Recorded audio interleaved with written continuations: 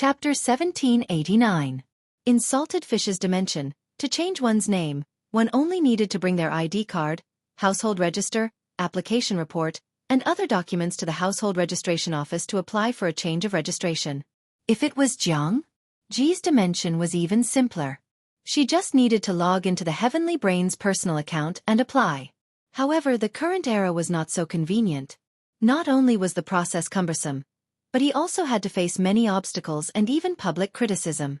People often say, don't change your name when you're in a position, and don't change your surname when you're in a position.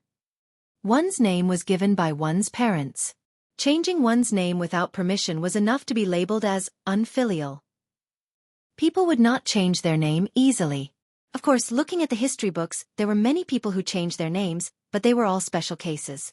For example, in order to avoid disasters or the pursuit of enemies, they had no choice but to conceal their identity. For example, a person in a higher position bestowed a name and surname. This usually happened to slaves with a lower social status. Bestowing a name and surname was a form of glory and not a way to sever one's roots. For example, to avoid the monarch, most people would change their name and rarely would they change their surname.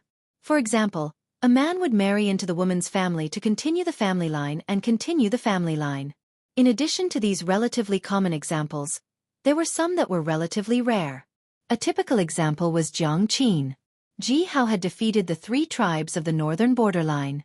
In order to accelerate the assimilation of these foreign people and to assimilate their culture, Old Master Sun Wen had implemented many targeted policies in the past few years in the northern borderline. Enticing them with benefits, enticing them with beautiful words, and intimidating them with force. Gradually, many people of the 3 races in the northern borderline assimilated their surnames into the Chinese language. After tasting the sweetness, more and more people of foreign races did the same. For them, surnames weren't that important. If they could live a better life by changing their names, then so be it. That was what the people of the 3 tribes of the northern borderline thought. Some people who had learned the culture of the Central Plains saw this and felt heartache and helplessness at the same time. The imperial court of the northern borderline and tens of thousands of nobles were killed by Jiang Fei. When Ji Yi slaughtered them all, Beijiang would be completely finished. Unless Jiang? With Ji Yanron's downfall and the many families in the Central Plains divided, the northern borderline would have been devoured cleanly. After going through all these situations of changing names and surnames, Jiang? Which category did Ji belong to? She wasn't one of them. She resolutely chose to sever ties with the Liu family just because her stepmother tried to poison her and her family plotted to take over her business. Even if the person who bestowed the name and surname was an old immortal, a name bestowed by the heavens, it could not change the fact that she was fickle and resolute in this matter. His biological father, Liu Shi, was still alive. Ji Yunshu chose to change her name despite Liu Shi and Liu Zhao's attitude. Did she ask for their opinion? I really don't have any opinion on this matter. I've long been mentally prepared for this. As he spoke, Liu Shi wore a green and brown Confucian robe. His wide sleeves were tied up with his sleeves and he held a watering can in his hand. He stood leisurely by the window, tending to the flowers. The fence outside the courtyard was surrounded by many precious flowers, and the fragrance of the flowers filled the air. Liu Zhao followed behind Liu Shi and passed him a pair of bug exterminators.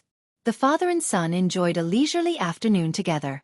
But elder sister, this matter is too big. I heard that there have been elders of the clan coming to look for father these 2 days. A faint smile hung on Liu Zhao's lips. Several years had passed, and the immaturity on his face had completely faded away. He had transformed into a handsome young man. Yeah, I've been blocked by them for the past 2 days, so I don't dare to go out to visit family and friends. Liu Shi plucked the bugs off the flowers and leaves. He treasured the flowers and plants very much. His heart ached when the bugs gnawed a hole in them. Liu Zhao said, he's trying anything he can find in an emergency. As far as Liu Zhao knew, Liu Shi had long stopped caring about these matters. In the past, Liu Shi could still use his identity as a father to persuade Jiang. Gee, now that things are out in the open, it's still uncertain which of these 2 drama queens will call the other a tyrant. Liu Zhao wasn't very clear about the inside story, but he knew Liu Shi and Jiang Yu. Their relationship was not as loving father and filial daughter as the outside world thought. If it weren't for the fact that some occasions were unavoidable, This pair of plastic father and daughter would probably have gone to and never see each other in life, never bump into each other in death. Lu Shi was fine. Jika did not want to call someone father every day. In terms of real age they were about the same. Why did she have to be a generation lower than him? Therefore, it was useless for the elders of the Lu family to harass Lu Shi. Lu Shi smiled and said, "How can they not be anxious when your sister is so serious? Even if you are in a desperate situation, you have to try anything." Lu Zhao pursed his lips and asked his father worriedly, "Did Jika really do that to Lu Shi and her stepmother?" Lu Shi asked Lu Zhao to pass him a pair of scissors. He carefully cut off the excess leaves so that the flowers could bloom better. He said while cutting, "If you were a gardener and saw the messy branches and leaves in the yard, would you pull out the roots of these plants?" Of course not. If they are messy they can be pruned. Why would they be uprooted? Lu Zhao understood what Lu Shi was trying to say. "Father, do you mean that Jika just wants to prune the messy branches? She doesn't want to catch them all at once?" Lu Shi straightened his upper body and looked at the fenced flowers for a moment. "Catch them all at once? Maybe she wants to, but it's not now." Lu Shi smiled.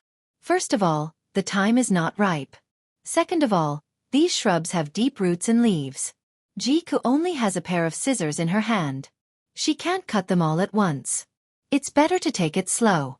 If she can make them what she wants, that would be the best. If she can't, she can wait until they are fully grown." Lu Zhao felt a chill run down his spine. Once again, he understood that he was not as good as the two actors. Don't rush for quick success. Taking it slow is the right way to go. Your sister knows this very well. How can those idiots out there be a match for her? You should learn from them. Don't be fooled by them. Lu Shi sighed. Outsiders say that your sister is very good at martial arts and can defeat thousands of soldiers. They don't know that attacking the city is the best strategy. Attacking the heart is the best strategy. People with brute force are not scary. At most, they are just a knife that can be used to kill people. The scary ones are people like your sister, who are strong and good at killing people. You can't mess with them." Lu Zhao nodded. "Is it the same for my stepmother and Lu Shi?" "It's not just Lu Shi and your stepmother. The other families are also her targets." Lu Zhao was confused, which made Lu Shi a little angry. This son of his was originally quite smart, but he hid his incompetence and pretended to be a pig to eat a tiger. Now he had really turned into a pig, and his brain made people anxious. Lu Shi gave him a detailed analysis. Only then did Lu Zhao completely understand Jiang Qingho, Ji's entire plan. At the same time, he also understood that it was his stepmother, Lu Shi, or Jiang who betrayed him first. Ji Zhuxin was at the front. Lu Shi sighed. "You're also one of the few people she cares about. If you keep your heart still, she won't touch you. What if my heart changes? Then, my next target will be you." Even so, Lu Zhao still felt a little scared. Sister won't eliminate Lu Shi and the other families, but what will she do to stepmother? Lu Shi said calmly, "The stepmother you mentioned is my second wife. Even if your sister changed her name, she wouldn't be able to kill her stepmother without my permission. Most likely they had a falling out, so your stepmother could behave herself and be Mrs. Lu Shi. If she still doesn't know her place, your sister might ask me to divorce her and remove her identity as Mrs. Lu Shi. Without her status as a stepmother, wouldn't it be easy to kill her?" It had to be said that Lu Shi's love for Jiang Ji's judgment was very accurate. No matter how the outside world objected and ridiculed him, Jiang Yuxing would never change his mind. Ji stubbornly changed her name and surname. No matter how fiercely the outsiders objected, it was useless. Even her biological father, Lu Shi, did not stand up to object to his daughter's behavior. What could the outsiders do?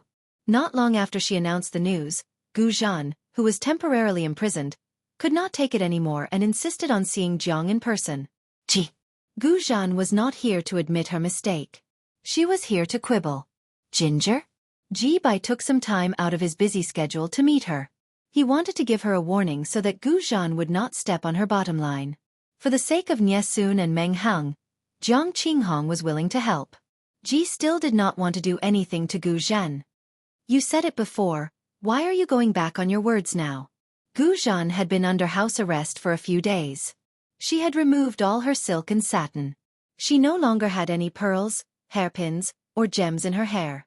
She looked very plain and haggard. Ginger? Ji didn't even bother to roll her eyes.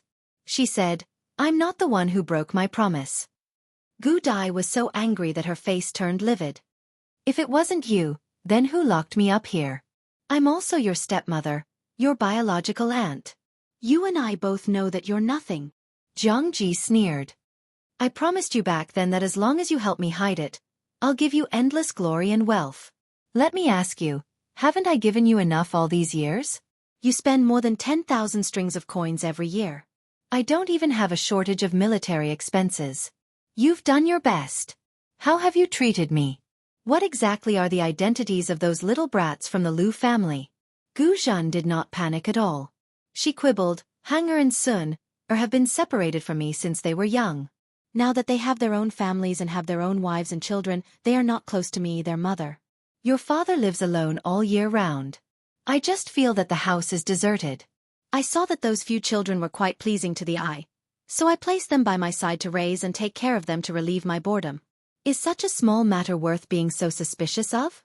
Jiang? Ji sneered and asked, My 2 cousins are not close to you. They are all grown up, but their sons and daughters are still young. If you really feel lonely, why don't you raise your own granddaughters and grandchildren by your side to relieve your boredom? Instead, you raise the children of the Lu family?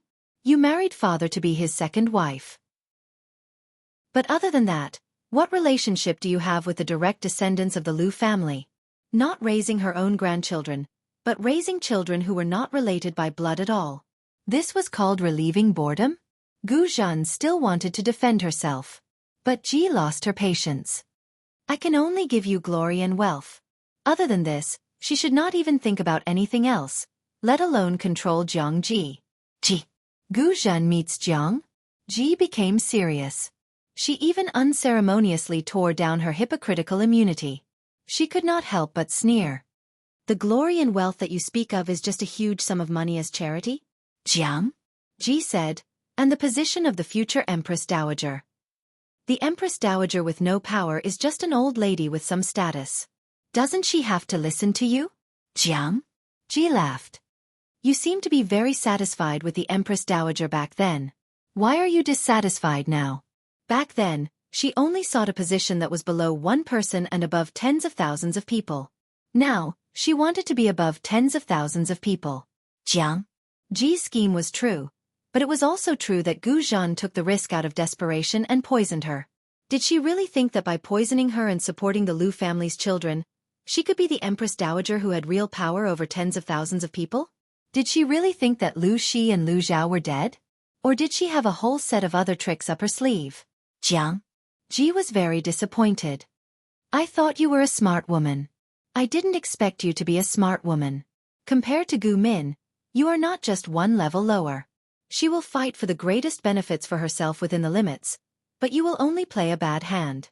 She did not make a move on Lu Shi and took care of Lu Zhao largely because of Gu Min. Do you really think that no one knows your true colors? Ji did not look at Gu Zhan's livid face. She mocked. From the first time I met you, I knew. When I hinted to you that I would give you the glory and status that Lu Shi couldn't give you, and you accepted me because of this and didn't pursue Lu Shi, whom you had watched grow up, I knew what kind of person you were. Could it be that calling you mother and bowing to you as a junior all these years really gave you the illusion that I really treated you as my mother? Jiang? Ji spoke so rudely that Gu Zhen's face turned even more livid. It was so dark that ink could almost drip out. Stop quibbling. I dare to say this to you because I have all the evidence. Gu Zhen stopped pretending. She laughed sinisterly. Why? You want to kill me to silence me? Why would I? You are still my father's second wife. How can you kill your elders? If I really wanted to kill you, I would naturally get my father to separate from you before I kill you. Ji looked down at Gu Zhan from above. Her cold voice did not carry the slightest emotion. In this life, we will not meet again until we reach the netherworld. This matter also spread out. Many people made the assertion that Jiang Ji would be angry at the face of the person who killed her mother. A stepmother was not a biological mother. A sentence of, we will not meet again until we reach the netherworld, was enough. Jiang Ji threw Gu Zhen to Lu Shi and imprisoned her in Lu Shi's side courtyard.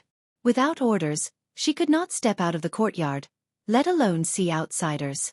Jiang no longer took care of her daily necessities. Ji's private warehouse was now Lu Shi's. All the preferential treatment in the past was removed. All the people who served Gu Zhen were replaced by Jiang.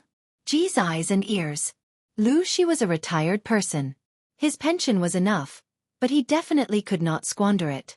After Gu Zhen was locked up, the next person to deal with was the Lu family. More and more people looked for Lu Shi in desperation. Lu Shi rejected all of them with the excuse of, the child has grown up and he does not care about the child's choice.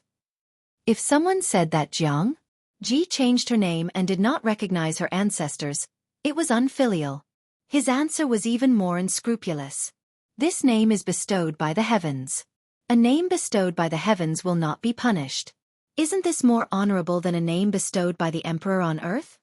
Just as Lu Shi expected, Ji did not cut off the Lu family and left some leeway. Even so, the blow was also comprehensive. Those who should be killed, arrested, and exiled were exiled. Not only were the people cut off, but a large part of the property was also taken away. The staff of the Lu family were also demoted, and put on the blacklist. The Lu family was already like this. Needless to say, the other families were all greatly injured. This was not considered tragic. What was tragic was that someone secretly pushed Ji to hit them when they were down. Under the heavy suppression, their arms could not contend against the thighs. Ji repaired them miserably. Chapter 1790. To Ji? It was not that Gu Zhen did not resist Ji's methods, but no matter how hysterical she was, her voice could not be heard outside the walls of the courtyard. If there were no accidents, Gu Zhen would probably be trapped in this small courtyard for the rest of her life without freedom. I want to see Lu Shi. Is that okay? Gu Zhen's disheveled hair made her look like a crazy woman. However, she had been pampered for many years and her skin was as fair as snow. She looked much younger than her actual age. Even though there was still a trace of madness on her face, she still looked lovely. She sneered and said, "This is Lu Shi's mansion and I am Lu Shi's legal wife. It's not too much to see him." The courtyard where Gu Zhen lived was watched by people to prevent her from escaping, going out, or contacting strangers. Lu Shi was not a stranger. He was the owner of this mansion. As long as he wanted to, he had the right to see his wife. The servant reported that Gu Zhen wanted to see him. Lu Shi's expression was not the least bit surprised. He was calm and seemed to have expected it. "Father, do you want to go and see?" Lu Zhao's cheeks were bulging as he ate. He looked like the pet hamster that Lu Shi had gotten a while ago. Lu Shi carefully wiped his hands with a handkerchief and looked down. "Let's see. We have been husband and wife for many years." Even if they were only husband and wife on the surface, there was no real relationship between them. "You're here." Gu Zhen's eyes revealed some surprise. It was as if a drowning person had grabbed onto a life-saving straw. She tried hard to suppress her uncontrollable emotions. Her beautiful eyes were watery. She said, "Brother-in-law, are you going to let that evildoer humiliate me like this?" As a witness to Lu Shi and Gu Min's relationship, Gu Zhen knew this man's feelings for Gu Min the best. He would even love her because of her. Lu Shi walked past her and sat down on the mat next to the tea table. He looked around. This courtyard was originally the legal wife's residence. The decorations were not bad, but it was not as good as Ji's private residence. Ji had given Gu Zhen a private residence. Even though he did not deliberately pay attention to it, he had heard about Gu Zhen's life over the years. He was also surprised by her extravagance when they met occasionally. At this moment, Gu Zhen was very different from the little sister in his memory. However, perhaps that was Gu Zhen's true personality. "Isn't it good here?" Lu Shi did not look at the pleading look in Gu Zhen's eyes. He calmly stated the facts. Gu Zhen clenched her fists tightly. Her nails, which were painted with beautiful nail polish, dug deep into her palms. Her expression showed that she was about to explode. "What's good about it?" Gu Zhen still knew how to control her emotions. She gritted her teeth and said, "Brother-in-law, do you think it's good to imprison him here?" Lu Shi asked, "Do you think it's better to be alive or not? You're the only one who survived after poisoning her." If not for their friendship, Gu Jin's corpse would have long been cold. Lu Shi didn't think that Jiang Zhe was a ginger. Ji Yunshu was a person who would care about the reputation of killing her mother. If she really cared, why would she kill her father on the battlefield? According to the history revealed by Gu Min, it clearly showed that Jiang Qinghu Ji Yunshu was a ruthless person. He killed his own father on the battlefield. Even the so-called biological father treated him this way, let alone a stepmother. It was rare for Gu Zhan to survive. Couldn't she be more obedient? Brother-in-law, you've changed. Gu Zhan seemed to have suffered a great blow. Her face turned pale at Lu Shi's question. She said in disbelief, "So what if I poisoned her? Didn't she deserve to die? She killed your and big sister's dearest daughter. She killed Lanting and took over her identity. Now that she has achieved success and fame, she disdains Lanting's identity as a burden and throws it away. If big sister knew that your daughter was treated this way, would her soul in heaven be at ease? I only wanted to kill her to get back what I should have. What's wrong with that?" Lu Shi looked at Gu Zhan with a strange gaze. "If you really think that way, why didn't you kill her back then? Why wait until she's fully grown before talking about these big principles? I didn't kill her back then because I believed in big sister's words about having two souls in one body. I tried my best to treat this evildoer as Lanting, but I still couldn't do it." Gu Zhan said angrily, "She's just an evildoer who killed your own daughter. How can you still be so indifferent?" Lu Shi's lips curled into a mocking smile. He did not comment on Gu Zhan's words. "Even though you are Ah Min's most beloved sister, as your brother-in-law, I still have to say this. When it comes to petty tricks, you are indeed better than her. But other than that, you can't compare to her in any other way. If she were you, she would most likely stop while she's ahead and live a peaceful life. You don't have to do anything. In the future, you will be the Empress Dowager who will be supported by the world. What about now? I'm afraid you won't get anything." Lu Shi had only seen Gu Zhan turn a naturally good hand of cards into a pile of mush. Lu Shi was very clear about what Gu Zhan was thinking. She said a lot of nonsense, but at the end of the day, it was all for her own benefit. Lu Shi could see clearly what kind of feelings she had for Lu Shi, her two biological sons, and her biological grandchildren. When Gu Zhan heard the two words, sister, her face turned hideous for a moment. She hated it when others used the words legal to differentiate between her and Gu Min. When Gu Min was alive, Gu Zhan had to be careful to please her. She had to maintain her sisterly relationship to maintain Gu Min's high regard for herself. Gu Zhan was able to receive the treatment of a legitimate daughter even though she was not a legitimate daughter. That was because she had carefully served Gu Min, not because of the rewards bestowed by others. In the end, Gu Min had been dead for many years, but there were still people who used the word concubine to ridicule her. When the person who said this was Lu Shi, who had a deep love for Gu Min for more than 30 years, the negative emotions in her heart became even stronger. Lu Shi said, "Are you not satisfied with being an Empress Dowager?" Gu Zhan sneered and asked, "Why should I be satisfied with being an old lady who is supported by others but has no real power?" It was like she had never been satisfied with being a daughter of a concubine. She had racked her brains and worked hard to get some preferential treatment. If she had not worked hard to climb up in the past, she would have ended up like many of the Gu family's concubine daughters. Lu Shi frowned slightly. He did not expect Gu Zhan to say it so straightforwardly. Gu Zhan said, "The opportunity is right in front of me. Why should I let others continue to control my life? In the past, it was Gu Min. Now, it is the evildoer who has taken over Lu Shi's body. Is it interesting to be an Empress Dowager without real power? In the end, don't you still have to live according to others? Brother-in-law, I've had enough. I've really had enough of this kind of life. I've been watching Gu Min's face since I was 4 or 5 years old. I have to carefully please her to live a good life. If she gets angry, Mrs. Gu will secretly beat me and teach me a lesson. She is afraid that I will hurt her precious daughter. It has been like this since I was young. In the eyes of all of you, I am just a living doll that Gu Min likes." Hearing Gu Zhan belittle Gu Min like that, how could Lu Shi, who was obsessed with his wife, bear it? "Are you crazy? How can you slander Gu Min like that? Has she ever treated you badly?" Gu Min had never even raised her voice to her, let alone getting angry. She had always treated Gu Zhan as her own daughter. Gu Zhan said, She is good to me, but didn't I get all this in exchange for being a lowly person? Xueqi said coldly, there are some things that you don't even have the right to fight for, not to mention being a lowly person. She treats you well. Gu Zhen was treated badly? During the days that Ji Yu was imprisoned, her treatment plummeted. Her freedom was restricted, and no one was willing to talk to her.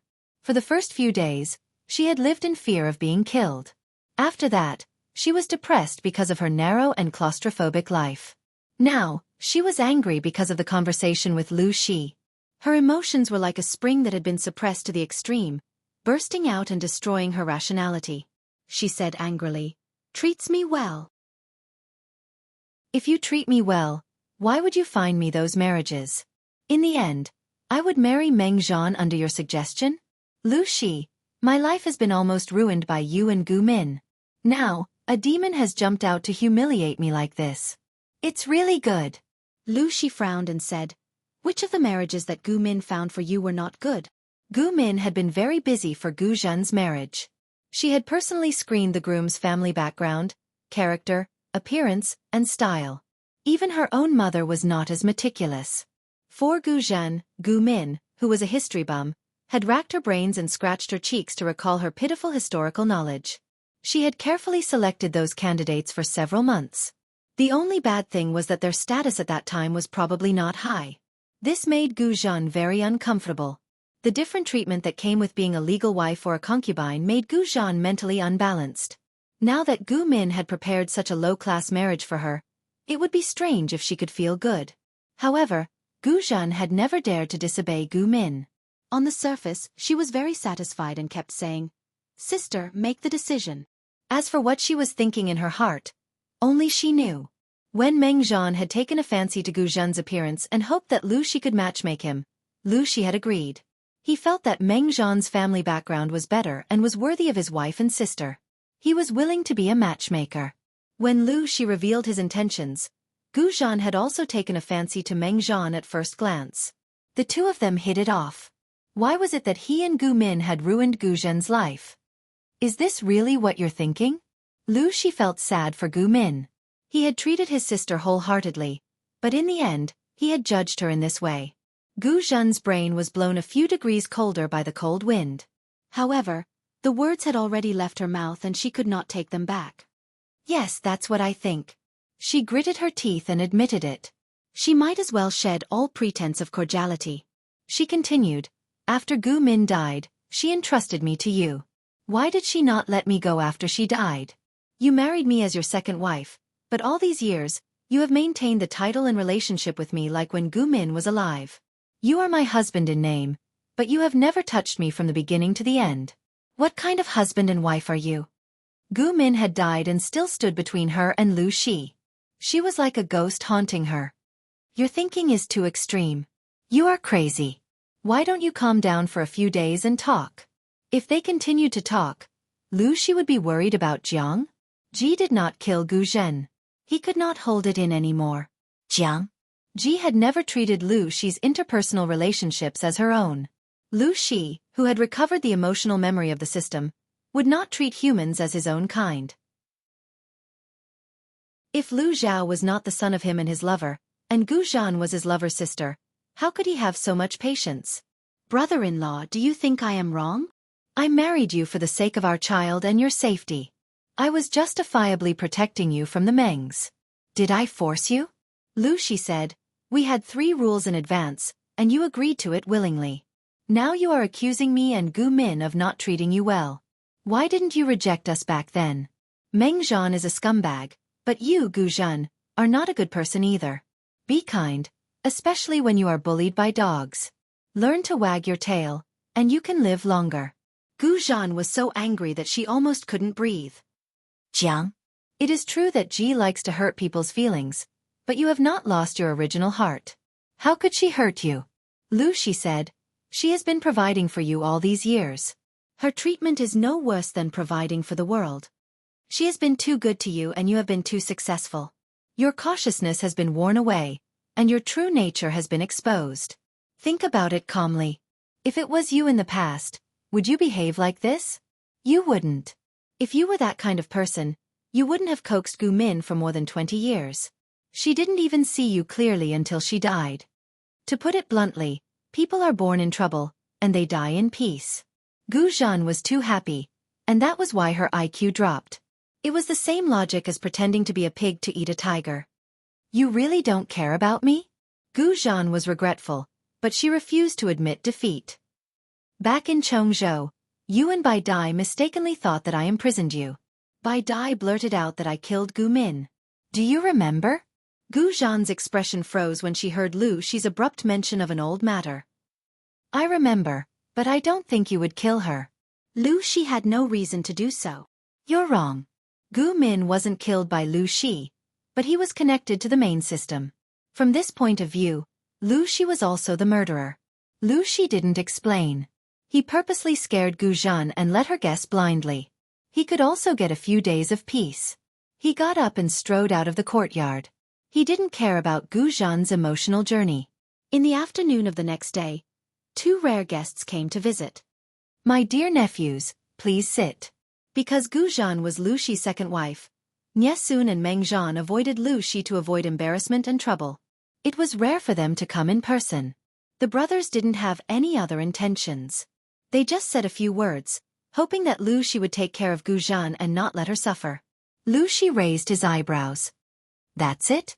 The word sounded nice, but in reality, there was no substance to it. Jiang. No matter how crazy Ji was, she wouldn't have instructed Lu Shi to abuse her second wife. As long as Gu Zhan didn't mind returning to a normal standard of living, her life was better than many noble ladies. If the 2 brothers came just to say these words, it could only be said that Gu Zhan really didn't know how to behave in the past. She had a good eye for cozying up to powerful people. She used to cozy up to Gu Min, then Lu Shi, and then Jiang? Ji, but she couldn't control herself and offended all 3 of them at once. When she cozied up to powerful people, how would she think about getting her 2 sons? When she poisoned them, she didn't think that failure would implicate her sons.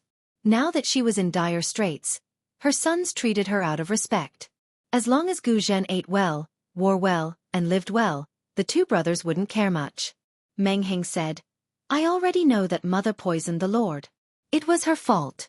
It's already a mercy that the Lord is willing to spare her life. I don't dare to ask for more. I only ask that she be safe for the rest of her life. I'll be relieved. Ask for Jiang? Ji or Lu Shi released Gu Zhen. Meng Heng had never thought about it. He didn't have the cheek to ask for it. Nie Sun had the same idea. Chapter 1791. It looks like my 2 cousins have given up on Gu Zhen. When Meng Heng and Nie Sun got up and left, Lu Zhao showed up. Lu Shi said, they are smart. Of course, you can also say that they have been completely disappointed by Gu Zhen. That was the reason, but Lu Zhao still sighed for Gu Zhen, who was imprisoned in the backyard. Not long ago, she was still in the limelight. Her food, clothing, and necessities were all luxurious and exquisite. The standard of the maid serving Gu Zhen was even comparable to that of the Empress Dowager. In other words, everyone treated her as the future Empress Dowager. They coaxed her, flattered her, and praised her to the skies. Jiang Ji's success was attributed to Gu Zhen's teaching. She had praised her so much that Gu Zhen had forgotten herself. Now, she was locked in the backyard. Everyone avoided her. Even her 2 sons had given up on her. Lu Shi rolled his eyes at his son. If you have the time to worry about others, you should worry about yourself. No matter how bad Gu Zhen was, she had enjoyed so many years of wealth and prestige. Lu Zhao's life had just begun. Before he was completely safe, how could he have the time to sympathize with others? Lu Zhao said, what's there to worry about, son? My sister and I don't compete with each other. We are counting on her to support us. As an idler, Lu Zhao was in a state of boredom every day. He wanted to find something to do. He reflected on himself 3 times a day to find out what he was good at. After thinking for a few days, he came to a conclusion. Eating, drinking, playing, and having fun. Spending money to enjoy life was his talent. Fighting for a career was too far away for him. Others struggled bitterly for their entire lives, all for the sake of running to the finish line of the race. His sister was the organizer of the games. He could win by squatting at the finish line without doing anything. Why would he waste his energy?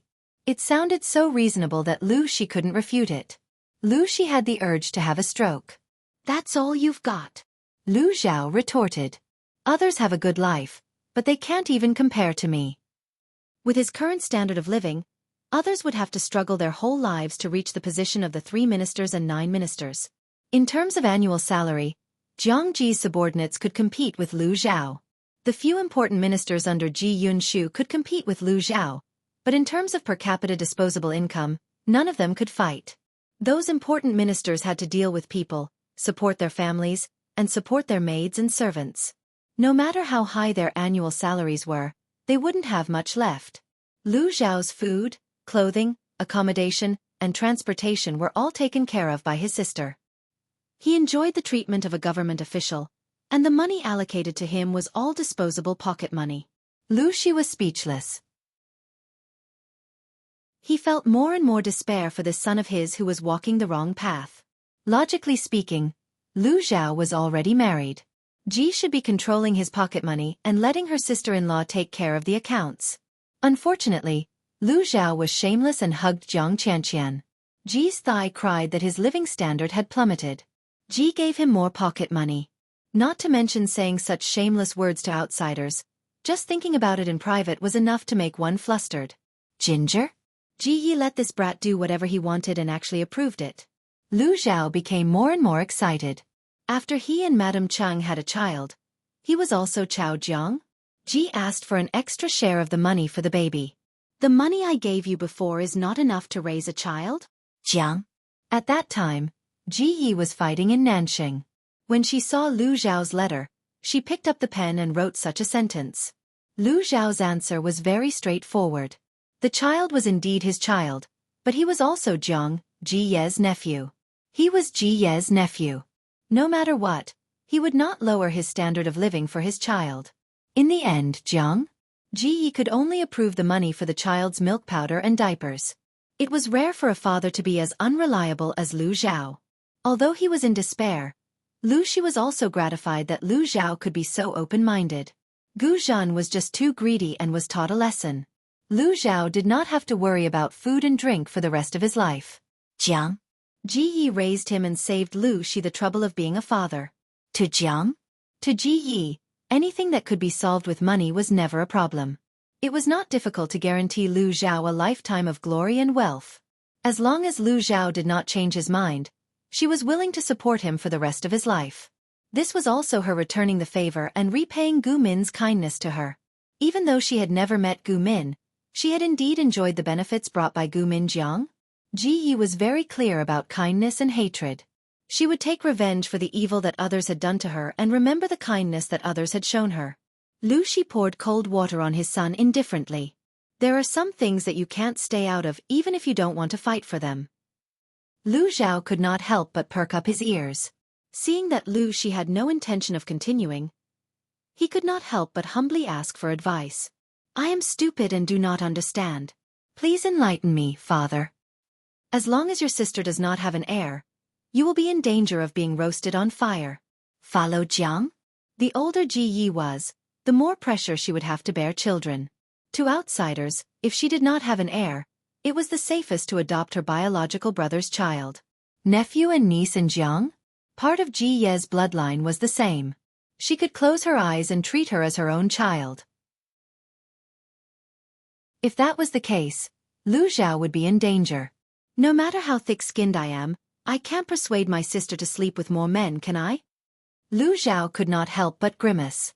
He looked conflicted.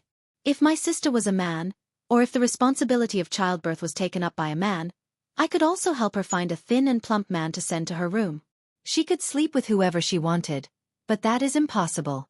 In the end, whether she can give birth or not depends on her. This problem was too difficult for Fat Tiger. Xueqi said, you might as well go all out and ask for it. Maybe you will get one. Lu Xiao was speechless. Father. Biological father. Are you being serious? Lu Xiao asked, what if she has an unmentionable disease and cannot give birth? Xueqi rolled his eyes. Don't worry, she can give birth. The problem is when she is willing to give birth. If she could not give birth, how could the empress generations that Gu Min mentioned continue?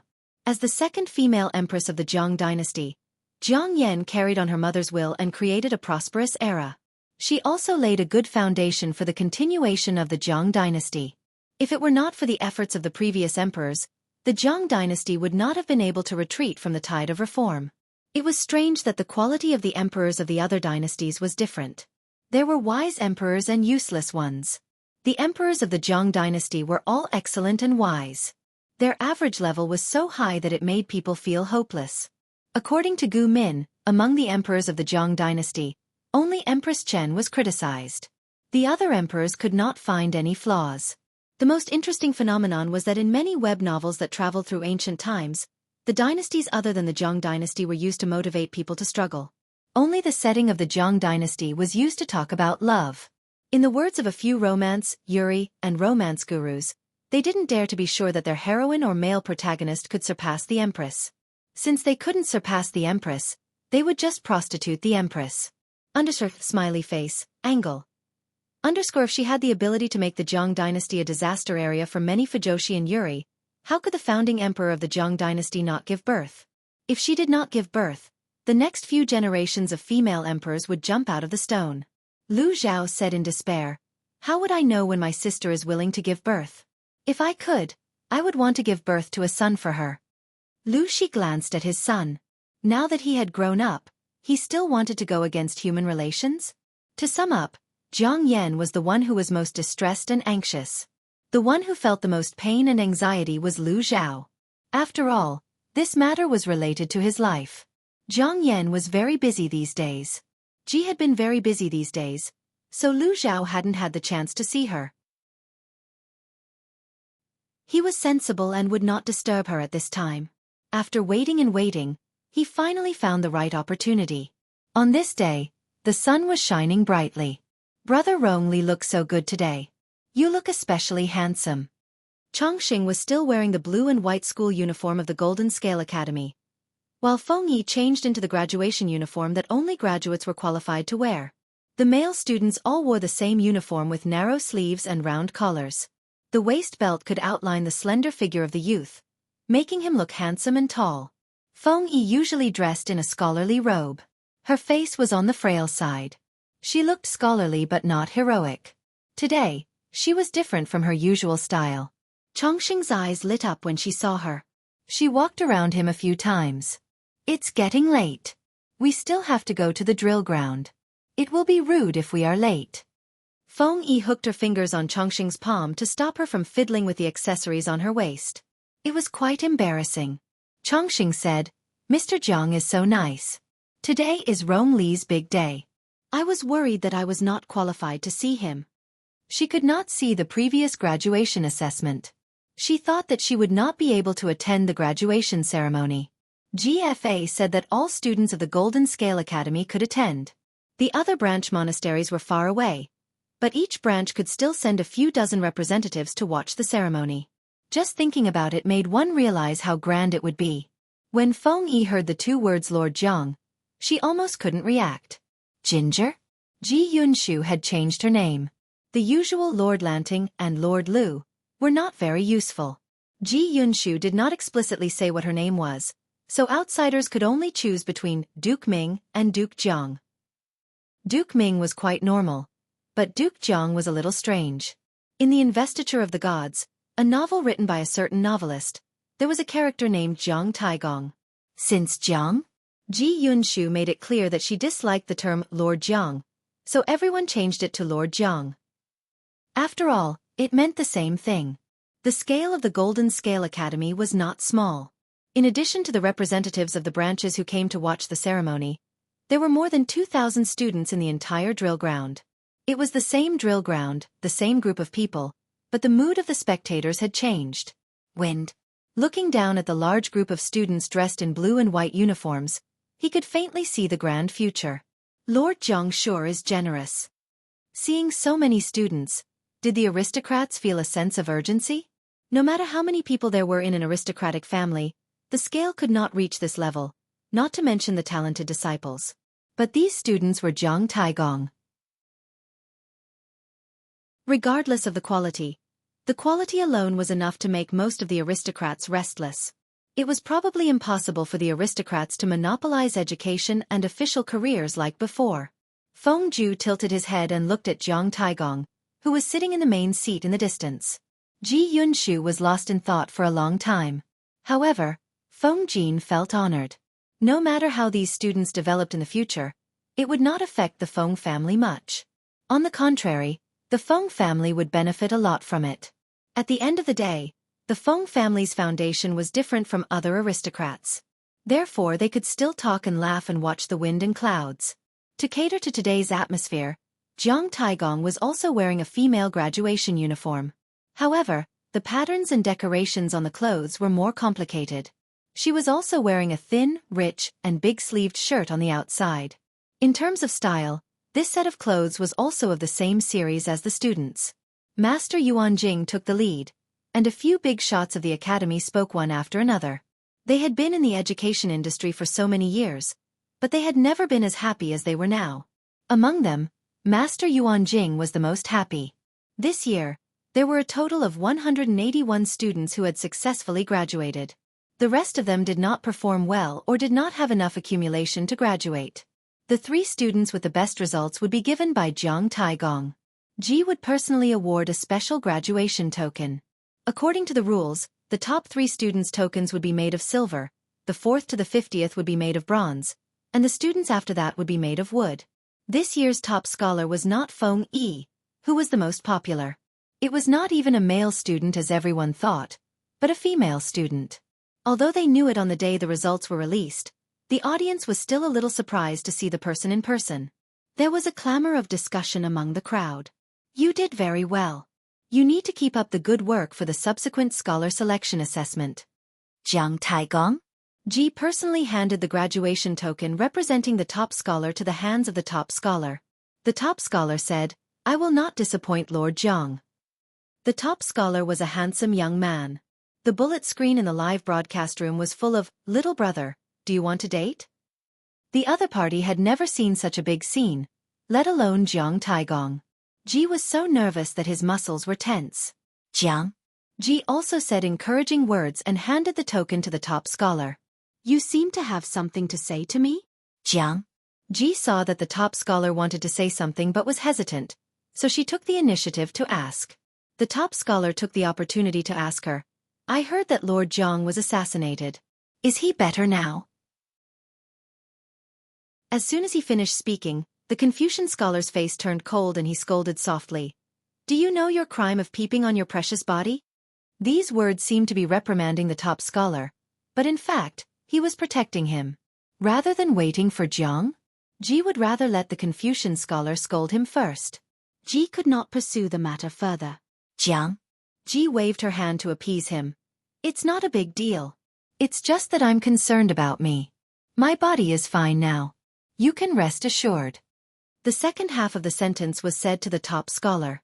The top scholar shyly revealed a happy expression and retreated with his hands folded in front. Feng Zhen and the others watched with strange expressions. They could not help but glance at Wei Ci from the corner of their eyes. Wei Ci was still smiling. They could not see anything wrong with him. What a joke. In his previous life, he had seen many students who were obsessed with their younger brothers and sisters. Jiang Taigong had no one else. Feng Zhen privately joked that Wei Ci's smiling face was the smile of the first wife. As they spoke, it was the third flower's turn. Feng Ji, Zhang Ping, Xiao Guang and the others all congratulated Feng Zhen because the third flower was Feng Zhen's eldest son, Feng Yi. Feng Zhen was so happy that he could only see his teeth, but a few jealous fellows could not help but mock him. He was not the top scholar nor the top scholar. He was only the third flower. How could he be so arrogant? He was from an aristocratic family and was surpassed by 2 commoners. What was there to be happy about? On second thought, some of the children of this batch were also graduates. They did not even get into the top 10, so they felt even more unbalanced. You have the style of your father, but you cannot be arrogant. You still need to work hard in the future. Don't let down your ancestors' reputation. Jiang? Ji was very familiar with Feng Yi, so she did not say much. She was more like a senior admonishing a junior. Fengyi bowed and retreated. Ji also returned to the main seat. The following students were awarded graduation badges by Master Yuan Jing and the others. The 4th to 7th students went up one by one. The 11th to 50th students were in groups of 2. The remaining students were in groups of 5. When all the students received their graduation tokens under the witness of the crowd, 2 hours had passed. After the ceremony, there were some entertainment activities. The atmosphere was not as solemn as before. Lu Zhao finally found a chance to talk to Jiang. Ji was alone. Sister, there's something I want to ask. Chapter 1792.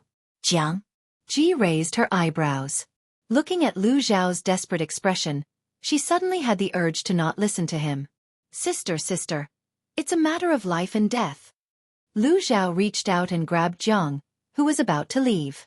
Ji once again sighed at the plastic sibling relationship, but she said pitifully, I'm begging you for a moment. Listen to my complaints. Jiang. Ji suppressed the urge to roll her eyes or burst her veins. Lu Zhao didn't have anything good to say to her.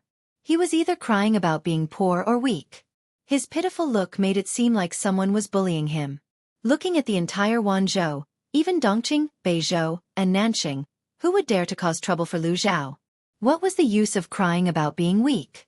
Speak. Ji stopped and raised her hand to signal for the attendants to leave. Then she said to Lu Zhao, There's only you and me here. Can we talk? Lu Zhao was terrified. He stammered for a long time without saying anything. Jiang was furious. Ji retorted, If you're a man, be straightforward. Aren't you afraid of getting sick after holding it in for so long? Lu Zhao was speechless. Sister, I know you like to talk dirty, but you should be more pure between siblings. Don't be so dirty. I'll say it, but you have to promise that you won't hit me. He pitifully asked for a promise. No matter what, he had to get the death exemption medallion first. Jiang. Ji said, Don't worry, I won't hit you. If Lu Zhao really said something he shouldn't and angered Jiang? Ji, then what was the point of hitting him? She could just beat him to death. Lu Zhao asked her vaguely, Sister, are you unwell? If she really couldn't give birth because of her body, then she shouldn't hide her illness for fear of treatment. She could secretly consult a gynecologist. Jiang. Ji didn't understand. She thought Lu Zhao was worried about her injury from the assassination last time. Her expression softened a little. The injury last time wasn't deep. It'll heal after a few days of rest. It's not a big deal. Lu Zhao was so anxious that his forehead was sweating. Who told her about this? He was asking if she could give birth. He wasn't suited for curveballs, so he could only go straight to the point. Sister, I'm asking if there's anything wrong with your body. Did those years of military life stop you from having children? Ji's face turned from sunny to cloudy, faintly showing signs of thunder and lightning. He was so frightened that he hurriedly said, Sister, I didn't mean to offend you. I really can't live on like this anymore. If you don't give this little brother a precious nephew or niece, this little brother will be forced to death. Ginger? Instead of getting angry, Xueqi laughed and said, Who did you say wanted to kill you? Lu Zhao looked at his finger and said carefully, Those people can only be understood but not explained. I don't want to be a villain who sows discord. A few days ago I asked Father, and he said that your body is fine. However, your body is fine, and you haven't had any children for many years. This really makes me a little flustered. I have specifically asked an experienced midwife and doctor. The older a woman is, for example, after 30, the greater the risk of giving birth. I'm still counting on you to take care of my family. If anything happens to you, my family will fall apart. Ginger? Xueqi's face darkened. What do you mean? Lu Zhao put away his pitiful expression and said seriously, Sister will be 30 in a few years, and it's time to take the test to have children. Let's not talk about the fact that having a child can dispel many evil thoughts. It's also good for your body. When you get older, you won't have as much energy as you do now, and it'll be more difficult for you to have a child. If you have one at this age, it'll be easier for you in the future. Ginger? Xueqi said meaningfully, It's so troublesome to have children on your own. It's better to adopt one from you. You won't be stingy with a child, right? This short sentence was like a bolt from the blue to Lu Zhao's ears, exploding his scalp. He was so frightened that he knelt on the ground and grabbed Ginger. Ji Buki's skirt was sobbing, and she looked frightened and pitiful. Lu Zhao got into character so quickly. She really wondered if he had specially studied acting all these years. Sister, I dare to sell my son for glory. Madam will be the first to kill her husband to prove her Dao. Do you think I'm scaring you or testing you? Lu Zhao shook his head. A dragon will give birth to a dragon, a phoenix will give birth to a phoenix, and a mouse's son will dig a hole. Your nephew took after his father, and my future children will most likely take after me. It's fine if the age difference between the two children is a little big. If the age difference isn't too big, the boy will most likely be beaten to a pulp. He should learn from me to eat, drink and enjoy himself. Such difficult and life-threatening work is really not suitable for him. Lu Zhao didn't doubt Ginger. Ji's words were true, but he was more worried about the future situation. What if Ginger? Ji didn't intend to have children. It was also good to adopt someone else. Would he throw the child to Ginger? Ji educated him. But Ginger? If Ji had her own child, then the adopted son would be a whetstone. When the knife was sharpened, it would be kicked away. Of course, the child could also kill and sharpen the knife. But was that possible? Look at Ginger. Ji knew how fierce her future child would be. The child raised by a woman with such a character, unless he was congenitally retarded, would not be of a low level. Lu Zhao was self-aware. Although she always mocked Lu Zhao for pretending to be a pig to eat the tiger, there was nothing wrong with his brain. It was just that he was possessed by a drama queen. Jiang. Ji was speechless. Lu Zhao really had the strongest desire to live she had ever seen. I recently had this idea. Lu Zhao had already put it this way. Jiang. Ji might as well reveal something to help Lu Zhao save his dignity. What idea? Lu Zhao blinked blankly. He couldn't react for a while. When he understood, he couldn't help but let out a cry. Ji frowned and immediately stopped talking. She tried hard to lower her voice and said, Sister, are you saying that you have plans to get one? Jiang. Ji's expression was indifferent. It was as if this matter was as common as eating a meal. She couldn't understand the excitement of others. Yes, I want one. She had never mentioned this idea to Wei Ci. The first person she revealed it to was Lu Zhao. Lu Zhao also understood the underlying meaning. He said with a strange expression, From what you mean, you've been deliberately using contraception? No wonder there was no movement even though he was strong.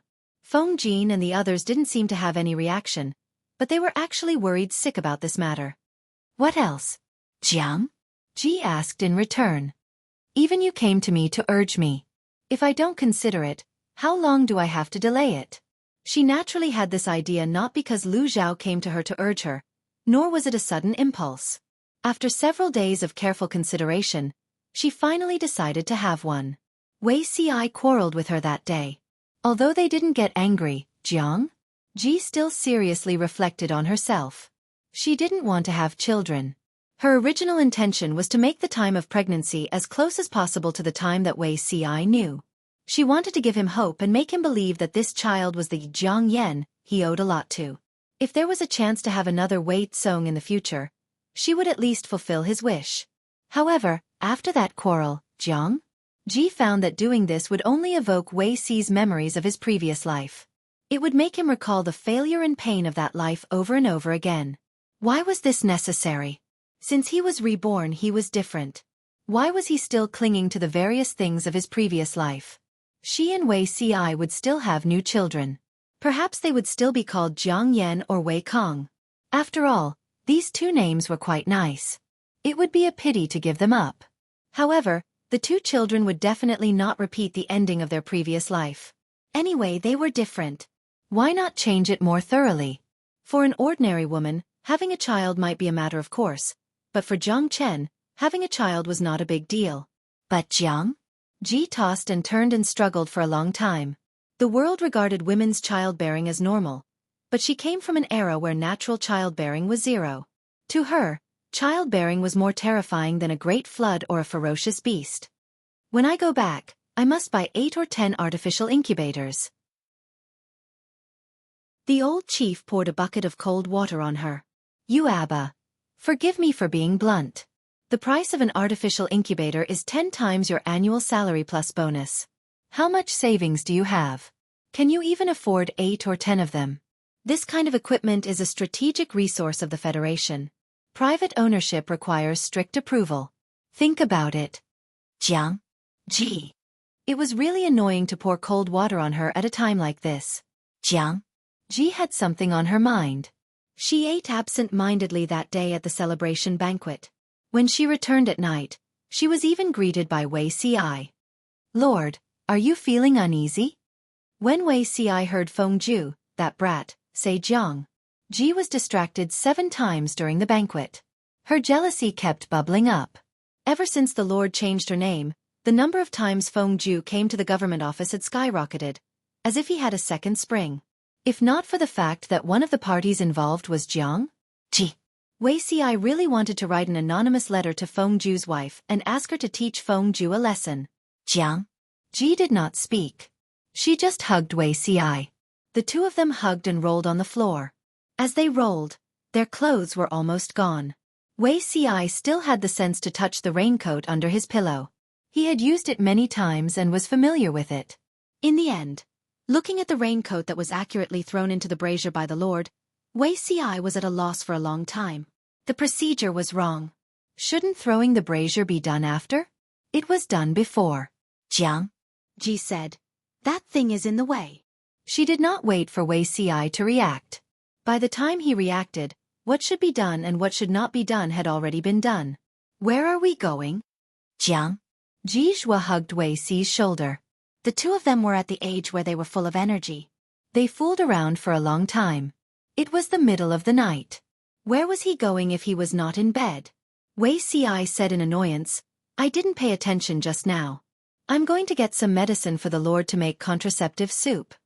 There were no hidden dangers in using the raincoat as a contraceptive, but drinking the soup was different. Even the contraceptive soup with the least side effects would be harmful. Every medicine was 30% poisonous. Jiang? Ji turned over and said, Keep it. Wei Ci maintained his posture of sitting up for a long time. It was as if a string in his mind had snapped. Keep it? Lie down and sleep. I'm cold. Jiang? Ji's voice was lazy and hoarse. It was the kind of voice that made one's legs go weak. Wei Ci nodded blankly. His movements were so stiff that he lay back on the bed. His arms and legs were stretched out as straight as a log.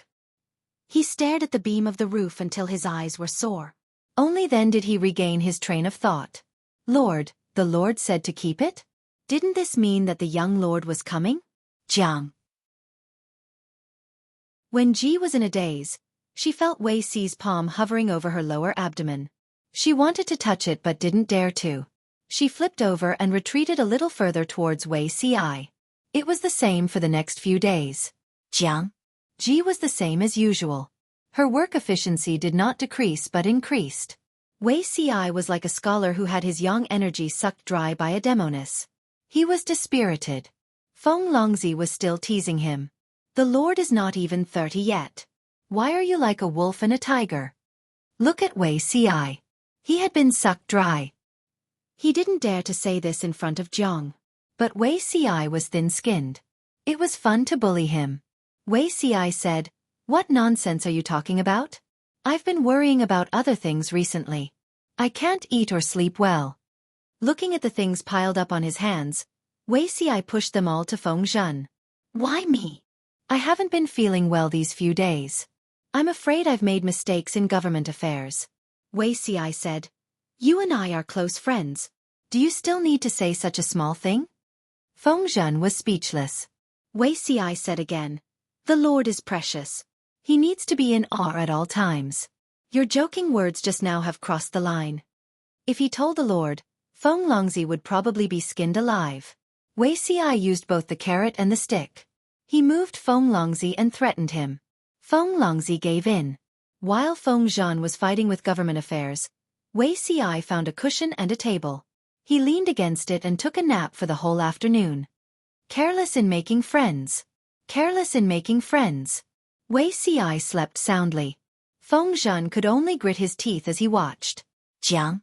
Ji knew what Wei Ci was worried about. She smiled and said, "It's not the first time. Are you still not used to it?" Xueqi said, "This has nothing to do with the first time." As long as it was this person in front of him, he couldn't feel at ease. "Jiang," Ji said, "it's useless for you to be anxious now. You won't be able to tell in a few months." She was in good health. She was in a state of vigorous qi and blood all year round. She could often feel her slippery pulse, but it wasn't the pulse of pregnancy. Even if she had a child now, she probably wasn't sure if she was pregnant. That was the case for outsiders. But Jiang? Ji's mental strength was extremely strong. She could immediately know if there was a foreign object or another life form in her body. She didn't need to feel her pulse at all. Xueqi was speechless. Actually, even if the Lord was 6 or 7 months pregnant, he might not be able to tell. Smiley face, angle. When a normal woman was pregnant, she would most likely be bloated and have a big belly. But Her Majesty was different in his previous life. Her belly would only become bigger in the last 3 months. Before that, it was no different from not being pregnant. So when Her Majesty used the excuse of feeling pregnant, the world miraculously accepted this setting. Because in their eyes, Her Majesty's pregnancy was really only 3 or 4 months under smiley face, angle. So, is she pregnant or not? Jiang? Ji smiled like a flower and asked, "Why don't you guess?" Xueqi was speechless. He couldn't guess. Oh, Jiang? Ji acted like nothing had happened. She ate, drank, and slept as she should. Xueqi, on the other hand, had become thinner these days. When outsiders asked, Xueqi used preparing for the scholar selection examination as an excuse. In the end, he won praise and said that he was respectful. But Fengju found some clues. These days, Lord Jiang seems to be very concerned about the battle reports from Zhongzhou. Jiang? Ji said, "The situation in Zhongzhou is related to Wenjing and Zai Dao's many plans. Seeing that Zhongzhou is about to lose and is about to fall into our hands, wouldn't it hurt if someone jumped out and took this piece of meat away? Naturally, I have to keep an eye on it to prevent any changes." Fengju's senses were sharp. He faintly felt that Ji was still hiding something. Chapter 1793. After all, Fengju was not a roundworm in Jiang Pengji's stomach. How could he know everything? Not to mention Fengju, even Xueqi, who slept beside her, could not guess what Jiang Pengji was sincerely hiding. Normally, that would be the case, but there were always accidents. Jiang Pengji's secret could not be hidden from anyone. This person was not a bystander, but the old chief who knew Jiang Pengji's schemes very well. "Your dad, Colin?" Jiang Pengji was eating breakfast. Recently, her taste had changed. She would not be happy without spicy food. All the chilies in the kitchen were eaten by her. Breakfast should be light and nutritious, but who dared to say no when Jiang Pengji was willful? Under her strong request, the meat porridge and steamed bun for breakfast were also added with chili powder, and it was a super spicy chili. The onlookers felt their tongues hurt when they looked at her, but Jiang Pengji acted as if nothing had happened. She finished the bowl of porridge in a few mouthfuls. Not only did he like spicy food, but his appetite had also increased. In the past, 1 bowl of porridge was enough to fill one's stomach. Now he had to eat 2 big bowls for breakfast, basins as big as wash basins, and 10 steamed buns. If breakfast was already like this, then lunch and dinner should be even bigger. Roughly speaking, it should be 50% bigger than before. Sans Hisongshu snacking. Is the host's stomach connected to a 2-dimensional black hole? Mala tripe. Is that the point? Wasn't the main point that the host didn't gain any weight despite eating and drinking so much? I'm so jealous. They were born in an ancient gourmet country with 8 major cuisines. Yet they had bodies that would grow fat just by drinking water. That kind of pain was something they couldn't tell others about. Looking at Jiang Pengji's appetite, which had remained the same for more than a decade, their jealousy was about to overflow from their screens. Even though Jiang Pengji was eating a dark dish of mushroom and beef porridge sprinkled with chili powder, the salted fish were hungry just by looking at it. At this time, another eye-catching golden bullet screen flew across the screen. This was the exclusive privilege of the unique Almighty in the live broadcast room. "Don't want to lose weight, wow!" It was the first time I saw a big shot say something. The old chief was the only person that the salted fishes knew who could deal with Jiang Pengji. He was the boss of the bosses, or simply known as the big boss. Lai Ping Ren show. Grab the big boss's tail for a photo. Those who want a photo, line up. Foodie who eats delicacies. Huh? Why did boss send 2 messages? Was there any meaning to it? Fuxing Yueshao. I seem to be able to see through the 3 question marks in the boss's mind. Jiang Pengji gulped down the last of the porridge. She picked up a folded handkerchief and wiped her mouth. She patted her flat belly and burped. Satisfied, Jiang Pengji sighed and looked up to see the 3rd? Floating in the middle of the screen. Old chief, your account was hacked? 3 question marks in a row didn't seem to be her style. It seemed more like a random message from a little brat who had stolen her account. You're Abba. You're the one who's been hacked. With a tick, a private message was sent. The old chief did not want 5 million people to watch the conversation between him and Jiang Pengji, so he chose to chat privately. Jiang Pengji said, if your account wasn't hacked, why didn't you say anything and only sent question marks? There was silence on the old commander's side for a long time. You're Abba. Don't play dumb. I don't believe you didn't notice the changes in your body. In their era, the standard for determining death was from brain death to spirit dissipation. In other words, as long as the spirit did not dissipate, there was still a possibility of recovery. Under such circumstances, people paid more attention to their mental state. The old chief did not believe that Jiang Pengji did not notice. What did she notice? She noticed that there was a weak, small, and unfamiliar spiritual fluctuation in her spiritual world. Yes, there was no mistake. A single strand. The old chief realized that Jiang Pengji did not remove it. Instead, she showed a protective stance. That was thought-provoking. Even if he had not seen a pig run, he had eaten pork. The old chief immediately thought that it was a natural pregnancy. In other words, Jiang Pengji was pregnant.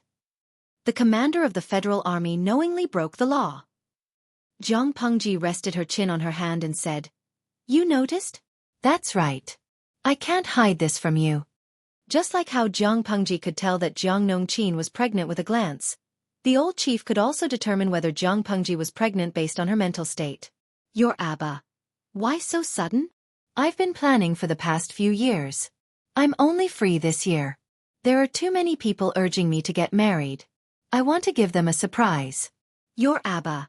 Are you sure this isn't a shock? This is the young lord they've been looking forward to for a long time. Isn't the shock followed by ecstasy? I don't want them to rush to me one by one. Jiang Pengji yawned. Although pregnancy did not put much of a burden on her, she still felt sleepy and weak from time to time. Your Abba. What do the others say? Jiang Pengji said, I won't let them know for now. It'll save us a lot of trouble and prevent people with ulterior motives from deliberately plotting against us. The longer the pregnancy, the more opportunities there were for people to plot against her. Jiang Pengji did not want to waste her energy dealing with those demons and monsters. Perhaps her state of mind had changed. Jiang Pengji also planned to pave the way for the child in her womb. No, it might not be a child. When the time is right, I'll announce it to the public. When would the time be right? Wait. She and the old chief's conversation was in a private channel. No one knew what they talked about except for the 2 of them. After that day, Jiang Pengji's appetite and taste changed again. She ate more, and her taste became darker. Somehow, word of her appetite got out and became a topic of conversation among the common people. Wanzhou was a place where plump was considered beautiful. The people thought that Jiang Pengji ate hard because she wanted to gain weight, but she just could not gain weight. These rumors are too outrageous. Who spread them? Jiang Pengji was indignant. Her appetite was normal, and she did not shed tears because she was thin. The guy who spread the rumors came out to be beaten. Wei Ci said, the governance of the manor is strict. No one dares to spread rumors, but does my lord still remember having a meal with Feng Ju, the 3rd son of the Feng family, at Xueqi House? No matter how strict the management of Xueqi House is, it's still a public place. There are many people coming and going. There must be people who saw my lord eat a little too much. Jiang Pengji, Feng Ju, and Huang Song were the only ones in the private room, but the 3 of them ate like 30 people. With a little inquiry, they knew whose stomach most of the food went to. Jiang Pengji became famous with one meal. Just as Yang Tao once complained, Jiang Pengji conquered the world mostly because of her appetite. If she did not conquer the world, she would not be able to support herself. When this matter reached the ears of the people, there were countless speculations. It was normal to speculate that Jiang Pengji ate a lot to gain weight.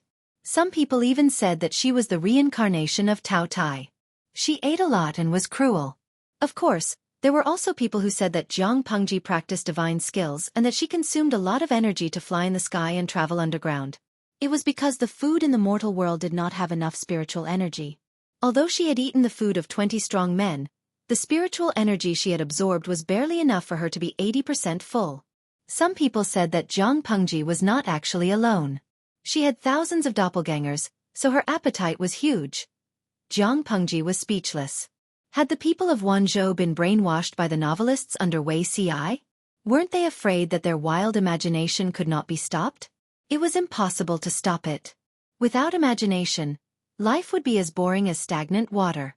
Fortunately, as the end of May approached, the people no longer focused on Jiang Pengji's appetite. Their attention was attracted by other gossips. Not only was the examination the liveliest event in the history of Wanzhou, but it was also a large-scale face-slapping scene. How many gentry swore that they did not want to participate in the examination and compete with gentry. At the end of the face-slapping they said, "How delicious." It was impossible not to participate in the examination. It would never be possible, because Jiang Pengji, the shameless woman, had banned the recommendation, abolished filial piety, and inspection. Of course, it was not right to say that it was abolished. The official reason was that after the examination, there would be sufficient manpower for the time being. The places in each place would be given priority to the gentry who passed the examination. Only then would they live up to their trust and hard work. Jiang Pengji would give it a try first. If the gentry who passed the examination was not good enough, she would replace them with people who were qualified to inspect the examination or those who were filial piety. If the gentry who passed the examination was not enough, people who entered officialdom through other means could replace them. Jiang Pengji did not make it clear, but looking at the students of the Golden Scale Academy, a batch of leaks would mature in 1 or 2 years. No, a batch of students would graduate. If they were given priority every year, would the other gentry who did not belong to the academy stand out? In other words, if they did not participate in the examination, they would not have the chance to become an official. In the past, they could join some families as advisors or serve as incompetent military advisors in the local government, using it as a stepping stone to climb up, but now this path was cut off. When Jiang Pengji announced the news, some gentry who had a keen sense immediately realized that something was wrong. Even if they were humiliated, they had to participate in the examination. If they missed this opportunity, they did not know if they would have another chance in the future.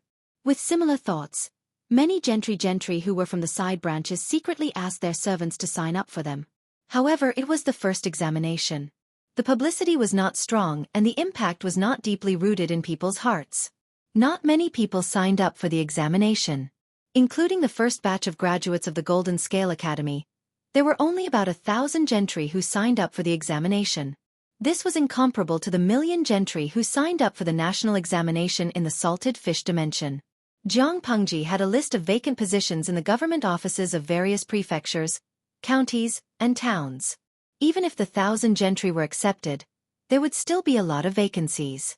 Of course, Jiang Pengji did not plan to accept all of them.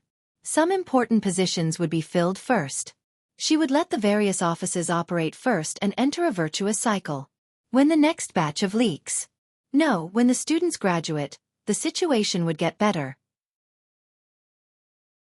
Because of her health, Jiang Pengji did not personally preside over the examination.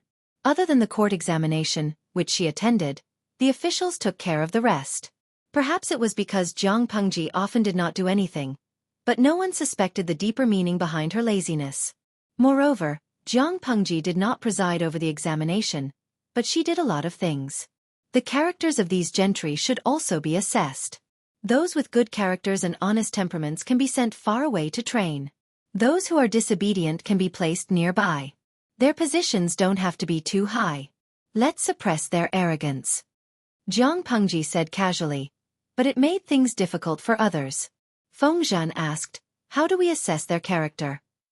It was hard to know what was in a man's heart. If one met someone with good acting skills, even a devil could be packaged as a flourishing white lotus. Jiang Pengji said, "Don't the records of the graduates of the Golden Scale Academy remain? Check. If this batch of students is of good standard and can pass the examination, then they should be sent far away to train for 3 to 4 years. When the time comes, we can transfer them to a higher position. That way I can be more at ease." Feng Zhen was surprised. According to the rules of officialdom, a position close to the political center, even a small official was a level higher than a high official in a remote and desolate place. She probably did not understand. Simply put, those who were far away were not valued. Those who were placed nearby were the ones who were in the emperor's heart. How could the mayor of the capital and the mayor of a local area be of the same rank? Feng Zhen thought that Jiang Pengji had misunderstood and was about to explain. Jiang Pengji said, "Do you know what the mountains are high and the emperor is far away means?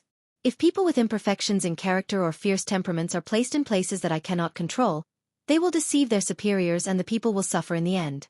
Although this batch of students from the Golden Scale Academy is a little naive, they all have a drive in them. They often dare to do things that old foxes do not dare to do. This kind of person is also the best at seeking the welfare of the people. By sending them far away, not only can we use difficulties to hone their abilities, but we can also make them do good things for the people."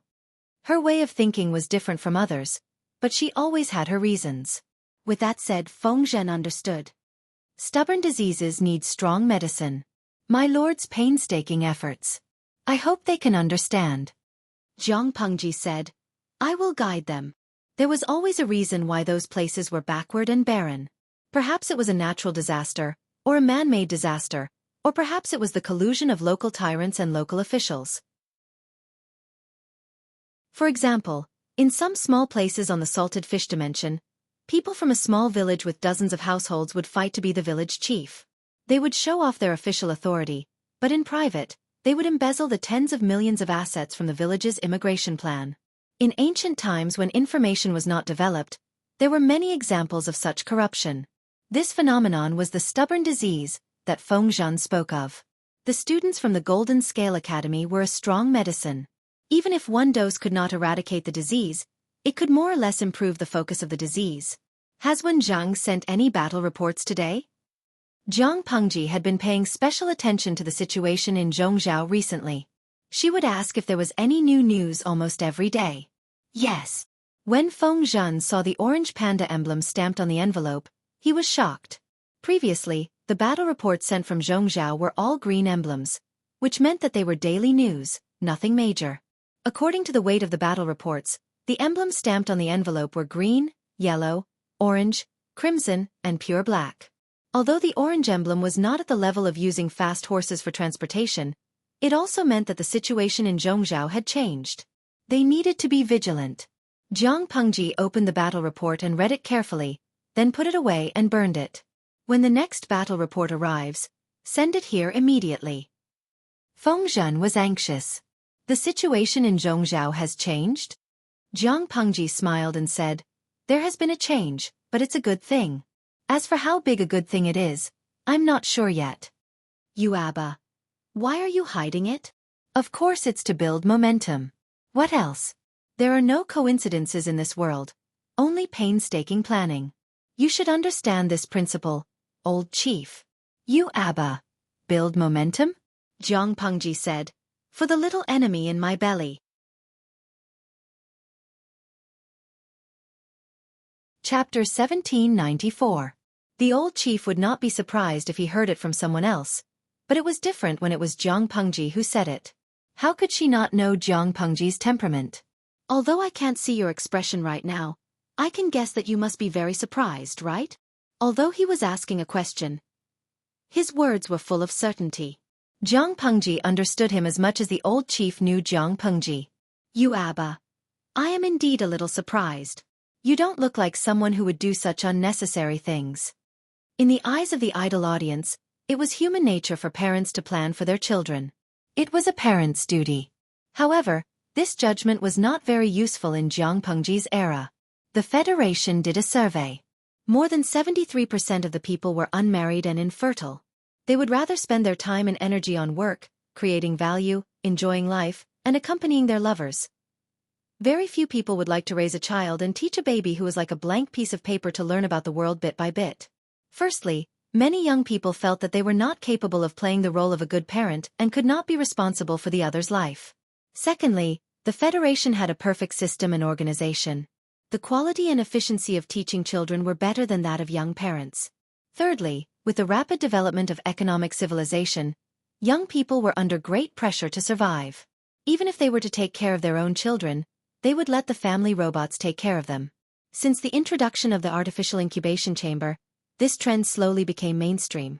In the past, there were people who doubted that education without parental involvement would not produce outstanding children. Children who lacked love would have psychological defects. However, when it was put into practice, the effect was very good. Many parents had their own flaws, such as personality defects, moral defects, and violent tendencies. They taught these to their children, whether intentionally or unintentionally. Even if they subconsciously restrained themselves, humans were not perfect. It was impossible to be vigilant and restrained at all times. The family babysitting robots did not have these flaws. They always showed perfection to their children. No matter how mischievous the children were, they could teach them over and over again. They would not gradually lose patience like ordinary parents and show negative emotions to their children. Children who caused trouble could not avoid due punishment by acting coquettishly or crying. Except for a few special cases where they were born with genetic defects and could not empathize with ordinary people, most children's education was better and more efficient than ordinary parents. This kind of education had its pros and cons. The pros were obvious, but the cons were also quite obvious. Taking Jiang Pengji as an example, she resonated with the identities of the commander of the army and the lord. She knew how to love her subordinates, how to weigh the pros and cons, and how to deal with and manage the situation. This was because these were instilled in her from a young age. As a warrior, she would not abandon her comrades. As a commander, she would look at the bigger picture and do her best to protect her soldiers. As a lord, she would not disappoint everyone's hopes. However, no one had taught her how to play the role of a parent. Jiang Pengji had naturally longed for her own parents, but she had never thought that she would become another child's parent. If they didn't have this concept, they naturally wouldn't adjust their character's positioning. Instead, they would choose a character they were familiar with. For example, a lord and his subordinates, or a king and his subjects. The former dominated the latter, and that was the role of giving orders. Jiang Pengji only needed to tell them what was the right thing to do. If they encountered any difficulties, she would let them solve it themselves instead of guiding them from the side. If Jiang Pengji was at the old chief's age, she would probably use the senior and junior template. But she was not that old yet. Jiang Pengji was unfamiliar with the role of a parent. She could only explore it by herself. The old chief thought that he was going to give her some pointers, but he didn't expect Jiang Pengji to wake up first. It was impossible to expect Jiang Pengji to be enlightened by herself. There were most likely hidden secrets that others didn't know. No matter what, Jiang Pengji's change was a good thing. I didn't want to make these unnecessary arrangements, but Jiang Pengji recalled Wei Si's previous life, and her chest was filled with irritation for no reason. But this world is different from ours. The children here are too weak. They are so weak that they can be taken away with a minor illness. Unlike the newborns in the Federation, each of them is equipped with a home care robot. Even their parents can't hurt them. Once a child came out of the artificial nursery chamber, the child's genes would be bound to a home care robot. From birth to 10 years old, the robot's protection level for the child was the highest. From 10 to 15 years old, the protection level would gradually decrease.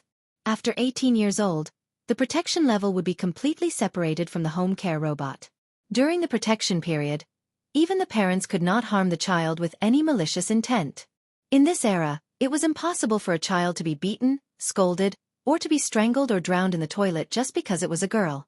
That was because the home care robot was equipped with a combat mode. The combat mode was created by collecting the physical and combat data of thousands of martial artists. Even Jiang Pengji, who was at her peak in her previous life, could not subdue the robot without using her ultimate skill. Not to mention ordinary people. Once the robot's protection mechanism was triggered, the lightest punishment would be to be rubbed against the ground. The most serious punishment would be having their joints dislocated. They would be prosecuted and deprived of custody and custody rights. Their reputation would be blacklisted and they would not be able to enjoy the various benefits provided by the Federation. There was also a lame joke on the internet. A netizen ranked the combat power of each family member. An 8-year-old son could not defeat his wife, and his wife could not defeat him. He could not defeat his 8-month-old daughter, and the 8-month-old daughter could not defeat her 8-day-old brother-in-law under, smiley face, angle, The younger the child, the higher the combat power of the bound home care robot, and the looser the restrictions on the use of force. This was normal for Jiang Pengji, so in her mind, babies should be the safest. But in this era, there were no home care robots. Babies were the weakest. In troubled times, they would be used as food by cruel murderers. Even the barbarians in the south wrote a cannibal rhapsody. It was a voluminous 400 to 500 words. Each word was stained with blood. They proudly said that baby's flesh was the most tender. If such people were in Jiang Pengji's era, they would have been killed on the spot by the home care robot and smashed into minced meat. Jiang Pengji was indignant before. She wanted to kill as many of such people as possible. Now that she had become a mother, her violent emotions were particularly strong. Because she could not imagine that the tender flesh that was widely discussed in the Cannibal Rhapsody would come from her own flesh and blood. Realizing this, Jiang Pengji would naturally learn to play the role of a home care robot and give the children the protection they deserved.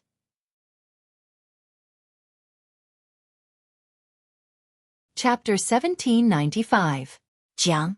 Ji said it in a domineering manner. The old general was so quiet that he seemed to have disconnected. After a long while, he slowly climbed up. Your Abba. Although I don't want to disturb you from showing off your domineering aura, I have something to report to you. Jiang. Ji raised her eyebrows and asked, What is it? Your Abba. You may not be able to give birth to a normal child. I can't tell you the details. You mean this? Jiang? Ji said. I had a hunch. It's not normal for 2 embryo sacs to only have one spiritual fluctuation. The 2 embryo sacs should be twins, but there was only one spiritual fluctuation. This meant that only one embryo sac was normal. It would make sense if one of the embryo sacs didn't grow, but it was strange if the 2 embryo sacs were growing at the same speed. Jiang? Ji thought of the inside story that the old general had revealed earlier. She was already mentally prepared. According to the old general, Jiang, Ji would definitely return to the Federation to continue being the commander of the army. She might even take over the position of the old marshal. She was so important that she couldn't spend her entire life in this time and space. This plane was so important, but the Federation still needed to borrow Jiang? Ji had accumulated the luck from this era to survive the disaster.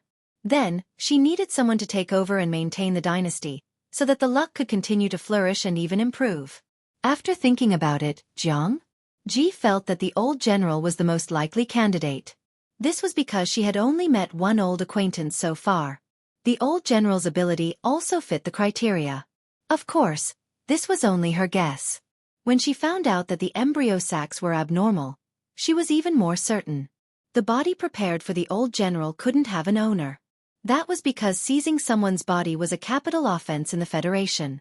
If the old general really wanted to take over the mess, he could only use a body that had no soul. It's good that it's you. After all, you're someone I know. If it's someone I don't know, I'll complain to the Federation. This world was far away from the Federation. Although it was a little backward, ambitious people could do well here. Jiang? Ji didn't want someone who knew her for a long time to ruin her hard work. Even if it was a small farm, she had worked hard for many years to get it. This time, it was the old general's turn to be silent. Your Abba. You really don't mind? You're not going to ask me why I did it? Ginger? Ji Yunshu waved her hand. I trust the old man's ability. He's definitely more reliable than a nanny robot. His daughter and the old general were twin sisters, and he could even make the old general call his mother obediently. Just thinking about it made him feel so comfortable that he wanted to moan. Most importantly, with the old chief joining them, the problem of the children's education would be solved. The only thing that bothered him was that the body that the old leader wanted to use was ginger. It was very strange that it was produced by Ji. I was wondering why my appetite had grown so much recently, and my appetite had even increased explosively. So it's all because of you. Your Abba. Heh, she was not going to take the blame for this. By the way, when are you coming online? Your Abba. After you give birth, I don't want to experience the feeling of coming out of the birth canal.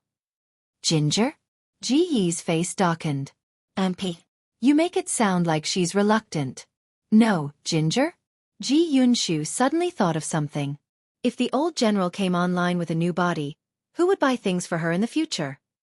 Who knew how long the Federation would let her stay in this world? At the very least, they would have to wait until the old chief's body reached adulthood and he could take charge on his own. If that was the case, it would be at least 18 years. What was the concept of 18 years? Ginger? Ji Yunshu couldn't help but plan for her own blissful sexual life. In the future, we will not only be superiors and subordinates, but also mother and daughter. Then I'll be straightforward. Where are you now, old general? The old general asked her gently what she wanted. Ginger? Ji Yunshu said, if this is the ancient era when technology was just budding, help me buy a few hundred boxes of that. I need to stock up. The old general. Ginger? Ji Yunshu asked again. Do you know the gender of the new body? The old general.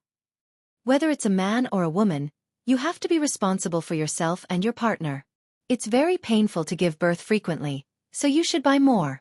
I'll help you stock up. I don't know how long you'll be staying here, but it's definitely more than 18 years. It's better to be prepared. Ginger? Ji Yunshu's words were meant to tease the old general. Everyone in the 7th Division knew that the old general smoked, drank, fought, and had tattoos on his arms. However, he was an old-fashioned and serious old cadre. If she came to this era, she probably wouldn't learn from Ginger. Ji Yunshu was a dog of pride. She thought that she would be greeted with a thunderous roar from the old general, but he only replied with 5 words. Your Abba. Thank you for the reminder. Ginger? Ji Yunshu. Excuse me. System notification. Your friend, your Abba, has gone offline. He must have gone somewhere to do wholesale. Could it be that I've misjudged him? This guy is wearing the skin of an old cadre, but his heart is exceptionally frivolous? As she muttered Ginger, Ji Yunshu suddenly felt waves of heat coming from her waist. It was so hot that she almost unsheathed the god-slaying saber. She looked down and realized that the source of the heat was actually the saber at her waist. She raised her hand to touch the hilt of the saber and pulled it out. She realized that the usually white and shiny blade was slightly pink. Ginger? Gee. A lot of dirty 18X content suddenly floated in her mind, such as human saberplay and whatnot. I remember that the old general once called the virtual spiritual being in this saber, Zai. Could it be that it's not a child but... mortals would never understand the taste of a big shot. Speaking of which, if Zixiao calls me daddy during that time. Ginger? Ji Yunshu's imagination ran wild. He'll probably break down. To achieve this achievement, who knew how many years of teaching would be needed to take this step under her smiley face, angle, on Ginger? Ji Yunshu could only put away this thought. The grandeur of the scholar selection examination was far grander than the graduation examination of the Golden Scale Academy. Scholars gathered in Wanzhou. Many scholars from other villages came because of its reputation, but when they stepped into Xiangyang district, they felt the embarrassment of farmers entering the city. Everywhere they looked was novel, but at the same time, they felt a sense of rejection that was out of place. Many scholars heard about how prosperous Xiangyang was when they came for the examination. But no matter how they imagined it, they always felt that the so-called prosperity was only a little more majestic and lively than the county they were in. Only when they saw it with their own eyes did they understand what it meant to be a frog in a well. Because of this, they made a lot of jokes. Wanzhou, which already had a strong learning environment, held elegant poetry gatherings everywhere. Scholars from various families were invited to exchange ideas, exchange what they needed, and at the same time, get to know each other. Many scholars from other villages thought that they could come and look down on the country bumpkins, but they didn't expect to be watched by scholars who had lived here for a long time. A certain scholar mentioned a certain unique book, saying that this unique book was a book collection of some aristocratic family, and they wouldn't lend it to outsiders easily. He used a lot of connections to borrow it to read, and it was very precious. He thought that he would attract the envy and flattery of his acquaintances, But in the end, many people looked at him as if he was an idiot. After asking carefully, he found out that the Golden Scale Pavilion had a complete set of books that anyone could read.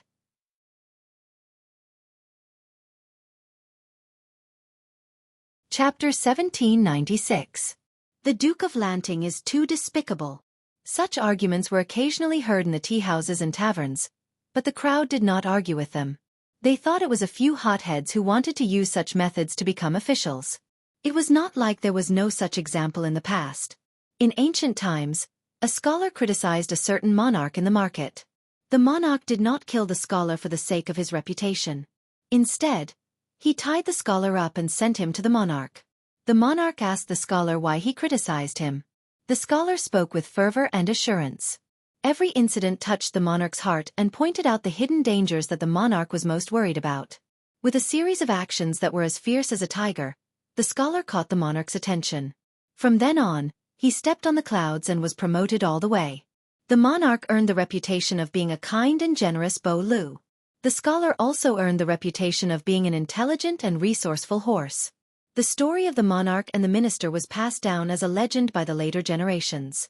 With the example of their predecessors, many latecomers wanted to imitate them. However, they did not imitate them and instead became sensationalists. Moreover, there were many ways to become officials now.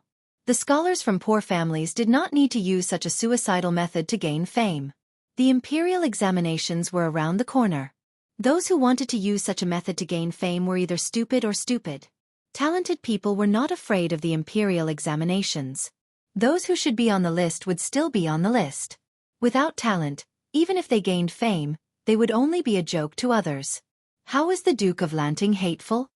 His friend tugged at the scholar's sleeve and corrected him. Everyone knows that she has changed her name and cut all ties with the Liu family. Now, she is using the Jiang surname bestowed upon her by the heavens.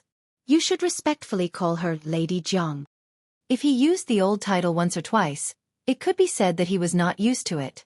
However, if he still used it after the correction, it would mean that he was dissatisfied with Jiang Pengji. How precious are books! That scholar was indignant and had a pained look on his face. His friend was puzzled and echoed, "They are indeed precious." The scholar continued, "Such precious books are naturally only suitable for scholars to possess. Those peasants from all walks of life should not covet them. The Duke of Lanting does not know this. Instead, he made so many books in the Jinling Pavilion public. All kinds of filthy and smelly things can come and dirty the scent of ink for no reason." His family had quite a collection of books.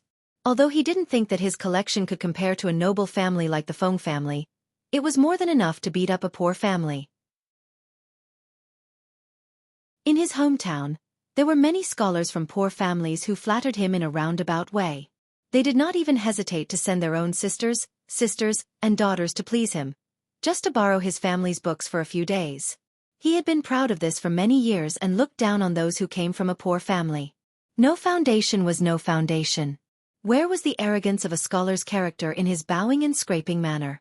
However, this sense of superiority was smashed to smithereens when he arrived in Wanzhou.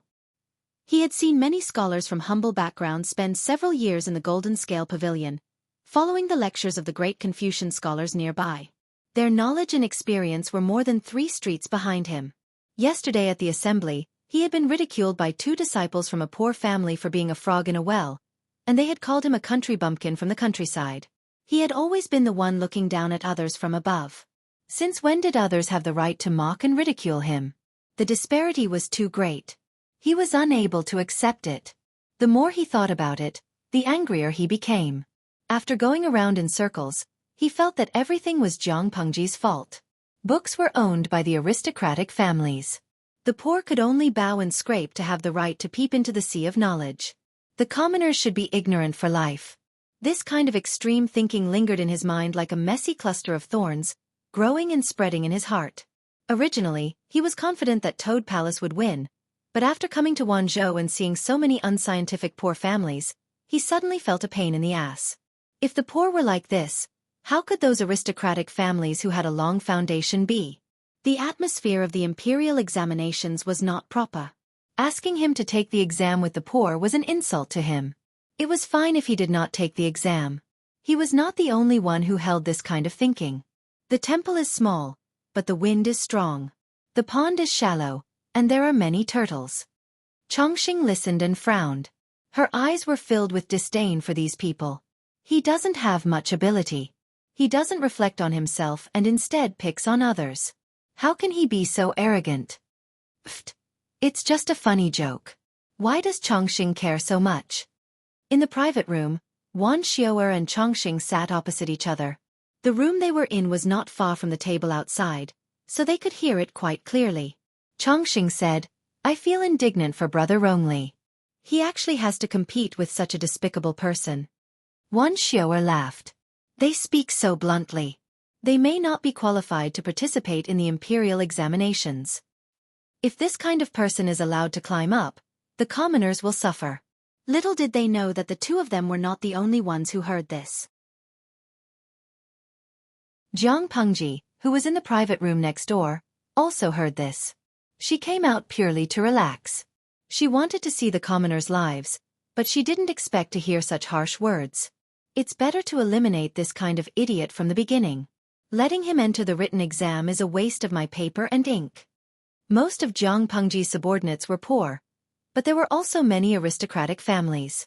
The two groups got along quite well, and there were no sharp conflicts for the time being. Who knew what kind of chemical reaction would happen if such an idiot was allowed to enter?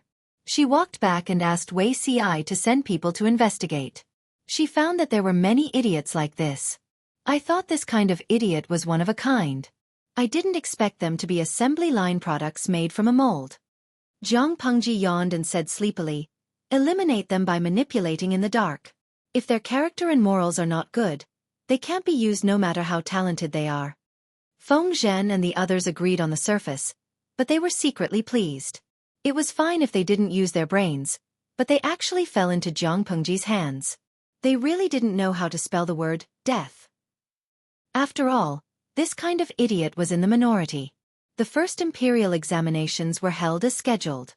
In order to uphold the principle of fairness and to promote the imperial examinations at the same time, other than the written exam, all the other events were open to the public.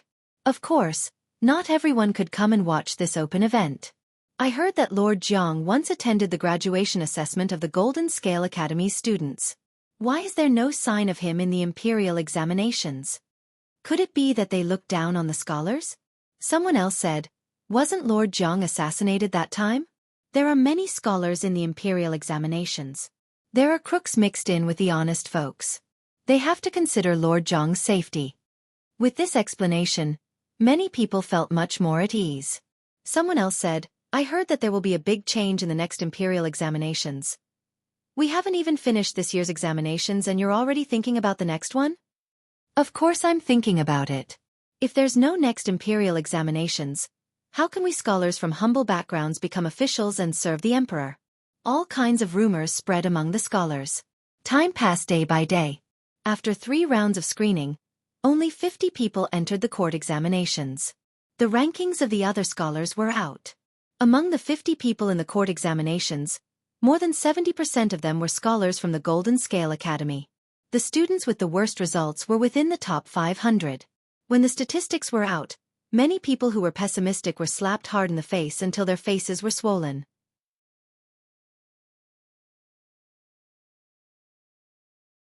Chapter 1797. On the day of the court examinations, Jiang Ji received a battle report from Zhongzhao. The insignia on the report was black. Jiang Ji Yunshu opened the letter and carefully read every word 3 times. Wen Zhang has never disappointed me. She didn't burn the letter. Instead, she put it in her sleeve. She would need it later to build momentum. Since Jiang Ji decided to have a child, she wrote a letter to Qiguan Rang at the border, asking him to take over half of Zhongzhao in the shortest time possible. Taking over half of Zhongzhao was not difficult, but Jiang Ji set a time limit for this task. Zhongzhao was in a mess because of Qiguan Rang and Sun Wan. There were no less than 20 independent feudal lords. The internal strife was more serious than in Dongqing. Nie Qing was in dire straits and had long lost control of the situation. The Nie family's assets were also taken by the side branches. The elders of the other branches also jumped out to stir up trouble. In a short year or two, The situation had evolved into the present. Jiang. Ji couldn't swallow all of Zhongzhao in one go, but it wasn't difficult to divide the cake into a dozen pieces and slowly nibble it away. Qiguanrang had this idea. He took advantage of Nie Qing's weakness and took advantage of the fact that the Nie family had little control over Zhongzhao to split them and stir up conflict among the various factions. At first they could still control it. But later on, they were in a frenzy. Who cared about the country? Even if they wanted to control themselves, they couldn't stop Qiguanrang and Old Man's son from sending people to fan the flames. Jiang. When Ji's letter reached Qiguanrang, he had already decided to close the net after the autumn harvest. He had been afraid that Beiyuan and Xichang would take the opportunity to catch the cicada. In the end, he sent people to investigate and found that the situation in these two countries was even more exciting than he had imagined. Without this layer of worry, even if Ji didn't say anything, Qiguanrang also wanted to petition for troops. But sending troops was one thing. Timing was very important. A few months earlier and a few months later could result in a world of difference. Qiguanrang didn't understand why Ji was in such a hurry to start the war. But he was loyal to Jiang. As long as the other party's orders weren't outrageous and reasonable, he wouldn't question them. Qiguanrang held the letter and discussed with Sun Wen through the night, thinking about the possibility of taking over half of Zhongzhao within the stipulated time. Old Master Sun said solemnly, "Why don't we write a letter to the Lord and ask for forgiveness for a month?" It was not impossible to take down half of the Zhongzhao in such a short period of time, but it would be risky. They still had ample military supplies, so they could take the risk. It would be good if they could gain a firm foothold, but if they couldn't, I'm afraid our army wouldn't have the strength to attack this year. The punitive expedition against Zhongzhao has to be postponed to next year's autumn harvest. My lord shouldn't be aware of this. Although Old Man Sun was not a stickler to the rules and often used tricks on the battlefield, when it came to the big picture, he preferred to fight steadily and surely. Zhongzhao was already in the bag. They could drag it out until the autumn harvest before sending troops to attack. Zhongzhao had been burdened by frequent wars in the past few years. In the past 2 years, there had been full-scale wars. Their crops could not keep up with their consumption. Starting the war in autumn was when the enemy was at their most ferocious. All the feudal vassals were short of food, so why would they go all out to fight for food? If Qiguanrang and the others sent out their troops at this time, they could fight while dragging the battle on. They would definitely win. If they sent out their troops now, they had to take some risks. Qiguanrang understood this as well, but he knew Jiang Qin better. Ji needed this victory. Even if the other party didn't say what they needed this victory for, as a subject, he had to achieve it for the other party.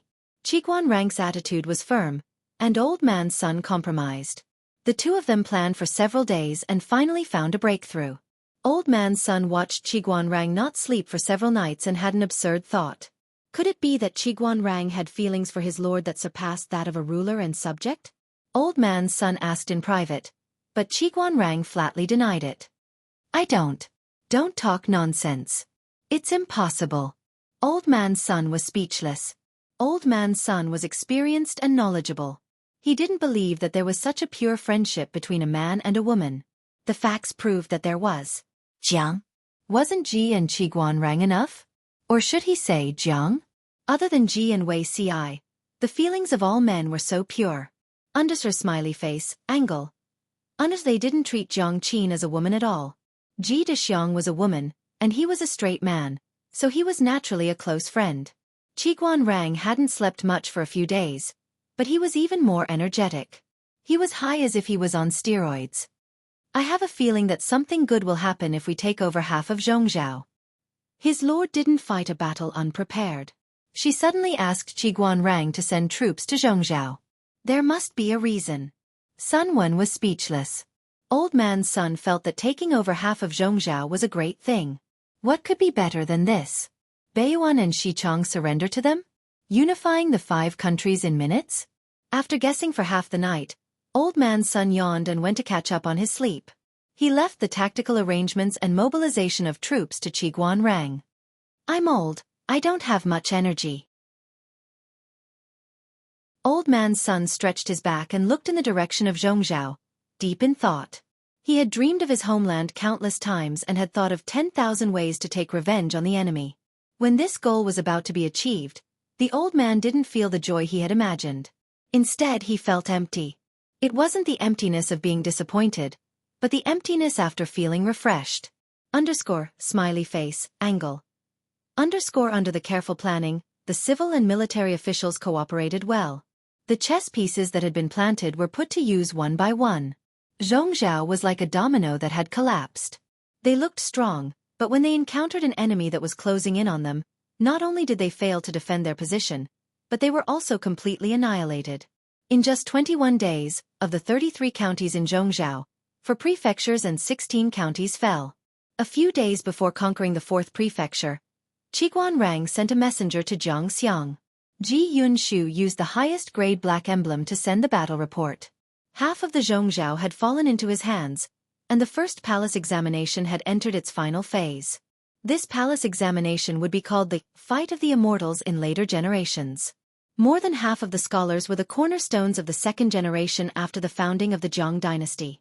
They played the role of connecting the preceding and the following and creating a prosperous era. At the same time, this court examination created a record that would never be seen again. The same person was hit 4 times in a row. In later generations, the highest score in the imperial examinations was 3 yuan in a row, but this year, there was someone who passed 4 yuan in a row. In the end, the top scorer was still the girl from the Golden Scale Academy. The last question was domineering and intimidating. Feng Yi, one of the favorites to win the championship, was also suppressed by her. That was why she did not lose, but she lost in terms of momentum. In the end, Ji Yunshu named the girl as the top scorer. In the previous few rounds, this person's score had always dominated the first place. In addition to the top scorer in the graduation examination of the Golden Scale Academy, she was jokingly called the only one to pass 4 yuan in a row. Feng Yi was not the third flower this time. He had risen to the position of the second rank. The original second rank did not perform well and was ranked 6th. To be able to obtain so many talents in this imperial examination is the greatest blessing in life. According to the procedure, after a few words, it was time to go home and find their mothers, wash up, sleep, and prepare for the Chonglin banquet the next day.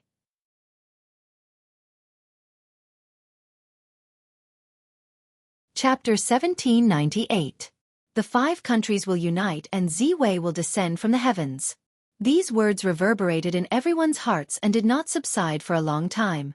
Congratulations to the Lord for obtaining a talent. Congratulations to the Lord for obtaining Zhongzhou. Congratulations to the Lord for having a successor. An older official stepped out. He was so excited that his hands were trembling and his eyes were filled with tears. People of his age had suffered the most. The chaotic world had tortured them for too long. He had thought that he would never see peace again. He never expected to hear such good news. The 5 countries will unite and Ziwei will descend from the heavens. The heavens are finally taking pity on the people. Jiang, Ji said. All of you are pillars of the country. With all of you here, why worry that prosperity will not come? The heavens have listened to your wishes and have sent the incarnation of Ziwei into my womb. Half of Zhongzhou is in our hands. Xichang and Beiyuan are obsessed with internal strife and wasting the country's power. There is nothing to fear. Half of the 5 countries were in her hands. The rest were weak and unbeatable. If not her, who would unite the country in the future? Even the heavens had recognized her and had specially sent the incarnation of Ziwei into her womb to create an even more prosperous dynasty. In this way, who would be able to compete with her? Those who did not know the truth were fooled by her words and believed in everything she said. If it was not the will of the heavens, how could everything be so coincidental? Zhongzhou had always held strong. Before this, there was no such news. There was not even a rumor of war. They only heard that the feudal lords of Zhongzhou were enraged. The troops stationed at Zhanjiang Pass did not move and did not intervene in the internal struggles of Zhongzhou. Without any warning, on the day of the court examination's top 3, news of a great victory came from the front lines. The most mysterious thing was that the unmarried lord, who had been quiet and had a clean private life, was suddenly pregnant. It was discovered that the day before she was pregnant, she dreamed of a dragon and phoenix in her womb. One by one, it was not a big deal. But when 3 good things happened on the same day, it was not as simple as 1 + 1 + 1 is equal to 3. Did they not see that everyone was so happy they forgot their manners? Did they not see that the older officials were crying on the spot? Jiang. Ji was still not pregnant. How many people were worried about her? Now, the heavens couldn't stand it anymore and sent a purple star. What did this prove? This proved that the Lord they followed was the Son of Heaven. The next emperor would also be a wise ruler. The prosperity and peace would last for at least 100 years. Those who had not experienced the tumultuous times would never be able to understand that kind of suffering and their longing for peace. Now, they no longer needed to look for plum blossoms to quench their thirst. Peace and prosperity were waiting for them at their fingertips. Everyone bowed and congratulated him, and their voices were resounding to the point it shot into the ceiling of the hall and wished for nothing more than to charge into the clouds. He was still saying Lord, but in his heart, he was calling His Majesty. She was the Son of Heaven. Even though she had yet to ascend to the throne, she was already a supreme ruler in everyone's hearts. In comparison, the reactions of a few insiders were more thought-provoking. Feng Zhan secretly winked at Wei Ci, asking him when he got pregnant. He wanted to know if Wei Ci was cuckolded. According to his estimation, his lord and Wei Ci had been together for a long time. She was only pregnant now. This timing was very sensitive. Ask Wei Ci? He was also a hen. Ginger? Ji announced the last piece of news in front of everyone. Wei Ci's confusion and shock were no less than the others. He was also kept in the dark, but Wei Ci didn't feel the slightest bit sad. Thinking of Ji's attention to the situation in Zhongzhou, Wei Ci knew that today's result was something she had planned for a long time. It was to build momentum for herself and the child in her womb at the same time. With such painstaking efforts, what right did Wei Ci have to be unreasonable and complain about her concealment? He wasn't the slightest bit dissatisfied, only full of excitement and tenderness. Wei Ci could finally fulfill the vow he made when he was reborn, to accompany her and watch her ascend to the throne of supremacy. He also knew that this child couldn't be Jiang Yan. Jiang? Ji had always thought that Wei Ci would mind this and was worried that he would be stuck in the quagmire of the past. She didn't know that Wei Ci wasn't that fragile. He deeply loved the pair of children from his previous life and was filled with guilt towards them. Even in his dreams, he thought about how to make up for what he owed them. However, this life was different from his previous life. If he was obsessed with his previous life, how unfair would he be to his lord and future children? In Wei Ci's heart, Jiang Yan would forever be his eldest daughter, and Wei Tsong would forever be his son. The newborn child would be the third. He or she was unique, not someone's substitute or shadow. Jiang? Ji seemed to feel something. Her resolute eyes swept over him and immediately softened. What happened in the main hall today spread at an incredible speed. Some officials who scrupulously abided by their duties and didn't attend the court examination were so shocked that their jaws dropped. Wan Zhou was in a state of celebration. Is what you said true? Bai Yuexia, who had just given birth, grabbed the maid's wrist with all her might, almost scaring her precious baby into tears. The maid endured the pain, but the joy on her face came from the bottom of her heart. First Lady, it's true. It's really true. Bai Yuexia lifted the blanket and hurriedly said, "Quickly wash me up and put on makeup. I'm going to congratulate my lord."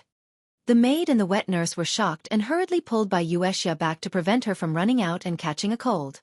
Women had to go into confinement after giving birth. If they didn't take good care of her, she would suffer from confinement sickness. She would suffer when she got older. Bai Yuexia didn't believe this. She was in good health now. If Zhang Ping hadn't stopped her and her father had written a letter to her asking her to pay attention to her confinement recovery, she wouldn't have obediently stayed in bed. The weather was too stuffy now. Bai Yuexia hadn't left the house since giving birth. She hadn't washed her hair or taken a bath. Her bed was smelly. Most of the confinement has passed. My body has long since recovered. Don't worry about it. Bai Yuexia's heart was as hard as iron. She didn't listen to advice at all. She did things in a hurry and couldn't be stopped. Quickly prepare hot water. I want to wash up. I can't let my lord smell something strange. How could she not go and congratulate her on such a joyous occasion? She hadn't noticed it before, but now she felt that everything smelled bad. Her hair was itchy, and her pajamas had turned into yellow dried vegetables. The maids and old women couldn't stop her. Zhang Ping, the only person who had some authority, wasn't here, so they could only do as she said with bitter faces. When Zhang Ping stepped through the door, Bai Yuexia's foot bumped into him. Zhang Ping was speechless. Did the news spread so fast? Not only did Bai Yuexia know about it, but the commander of the troops stationed outside Xiangyang district also knew about it. Jiang Nongqin confirmed with the messenger 3 times in a row before she dared to believe the good news she heard. The 5 countries will unite, and the heavens will send Ziwei. Jiang Nongqin murmured several times. As she spoke, her eyes were filled with tears. She was so lucky to have the opportunity to see her lord rule the world in her lifetime. Jiang Nongqin had followed her since she was still a noble scholar in Hejian County. She was the one who pulled Jiang Nongqin out of the swamp of despair and taught her how to create her own life step by step. She hadn't reached the pinnacle yet, but the joy of the 3 joyous events was no less than that of reaching the pinnacle.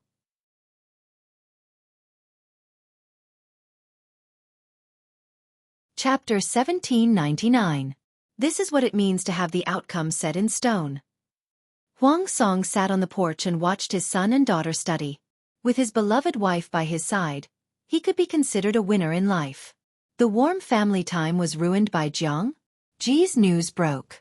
Huang Song was stunned for a while, and then a relieved smile appeared on his face. He raised his hand to rub his youngest daughter's hair and murmured, "Time really flies. Madam, in another 10 years our generation will be old, and the world will belong to the next generation of young people."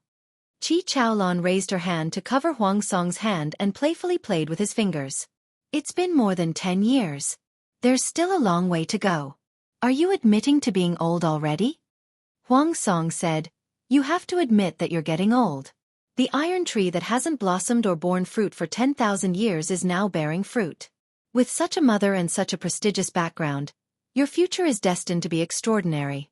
Your husband, would like to see time pass a little faster and see what young people are capable of." Follow Jiang Ji's footsteps to unify the world were nearing, and Huang Song and the others were slowly withdrawing from the stage. Hearing the loneliness in her husband's voice, Qi Chaolan couldn't help but stroke his shoulder to comfort him.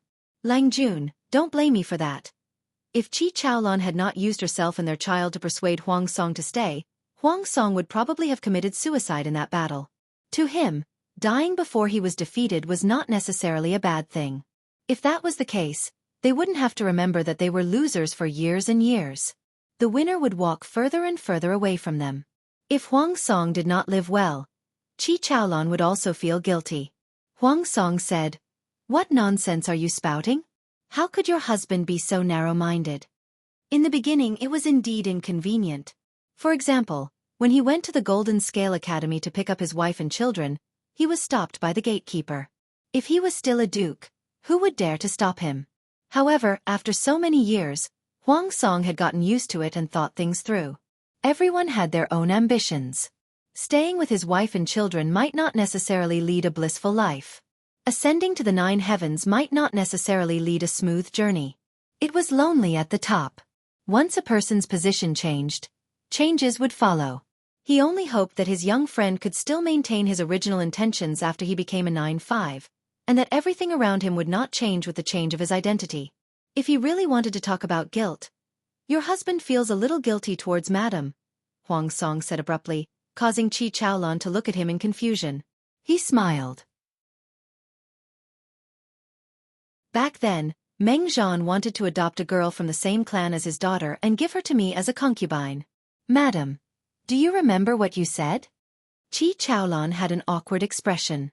She covered her sleeves and smiled. "It's been so many years. How can I still remember?" Huang Song said, "Madam has forgotten, but your husband still remembers." At that time, Qi Chaolan had threatened Huang Song with a dagger. If Huang Song dared to take a concubine, she would dare to divorce him and keep a handsome man.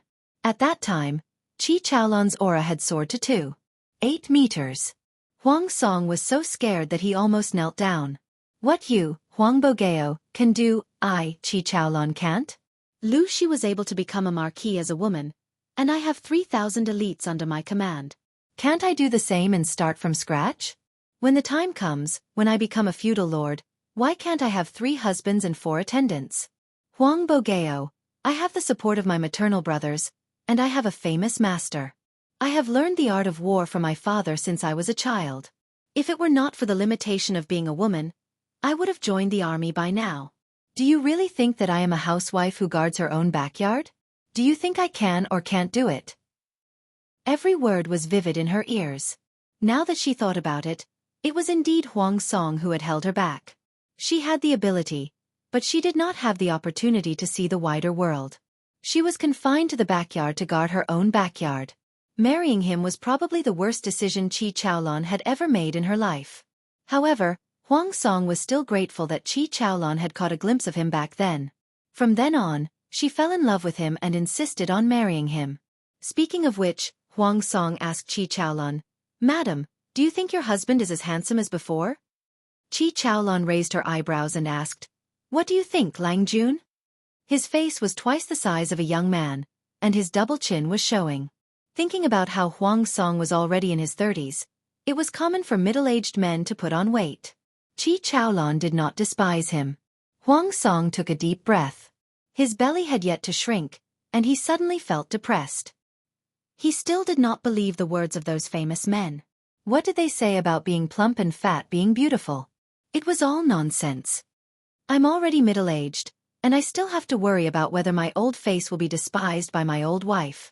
Sigh, Huang Song made up his mind to lose weight, and invited his friend, Feng Ju, to join a middle-aged fitness group. Feng Ju rejected him. He was as handsome as before, and the older he got, the more charming he became. Did he still need to lose weight? Huang Song clutched his wounded little heart and left. Feng Ju looked at the deserted courtyard, and his eyes flashed a little absent-mindedly. For some reason, while the people outside were celebrating and walking the streets to share their joy, he felt an indescribable loneliness. Madame Feng Ju said gently, "Lang Jun, why are you standing in the corridor? The sky is getting dark, and the courtyard is very humid. I'm thinking about something, but I can't figure it out no matter how hard I try." Madame said, "Then leave it for tomorrow to think about." Feng Ju asked her, "What if you can't figure it out tomorrow, and never in the future?" Madame said, "Then don't think about it. It's destined that you won't be able to figure it out. Why waste time? Isn't it better to cherish the moment?" These words made Feng Ju feel enlightened, as if the fog in front of him had completely dissipated. Yes, Madame is still the most thorough. Madame. When the news came, Lu Shi and Lu Zhao were drinking tea in the corridor. Those attending the court examination that day were all important officials. Lu Shi and Lu Zhao, one retired, and the other was a commoner.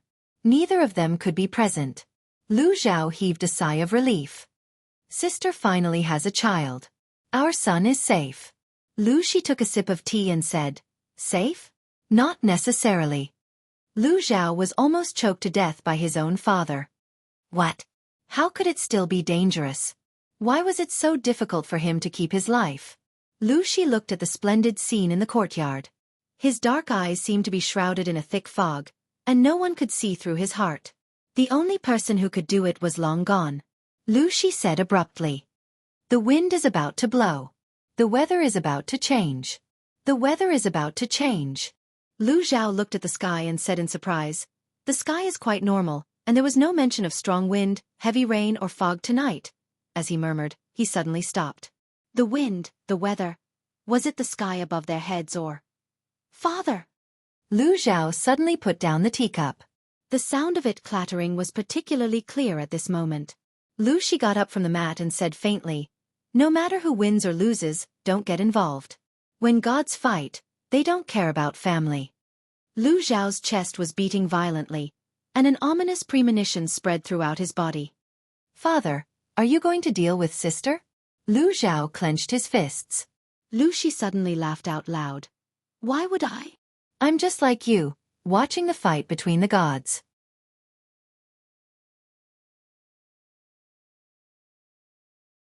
Chapter 1800. "Father, you have to remind my sister." Lu Zhao looked into Lu Shi's deep eyes and stammered.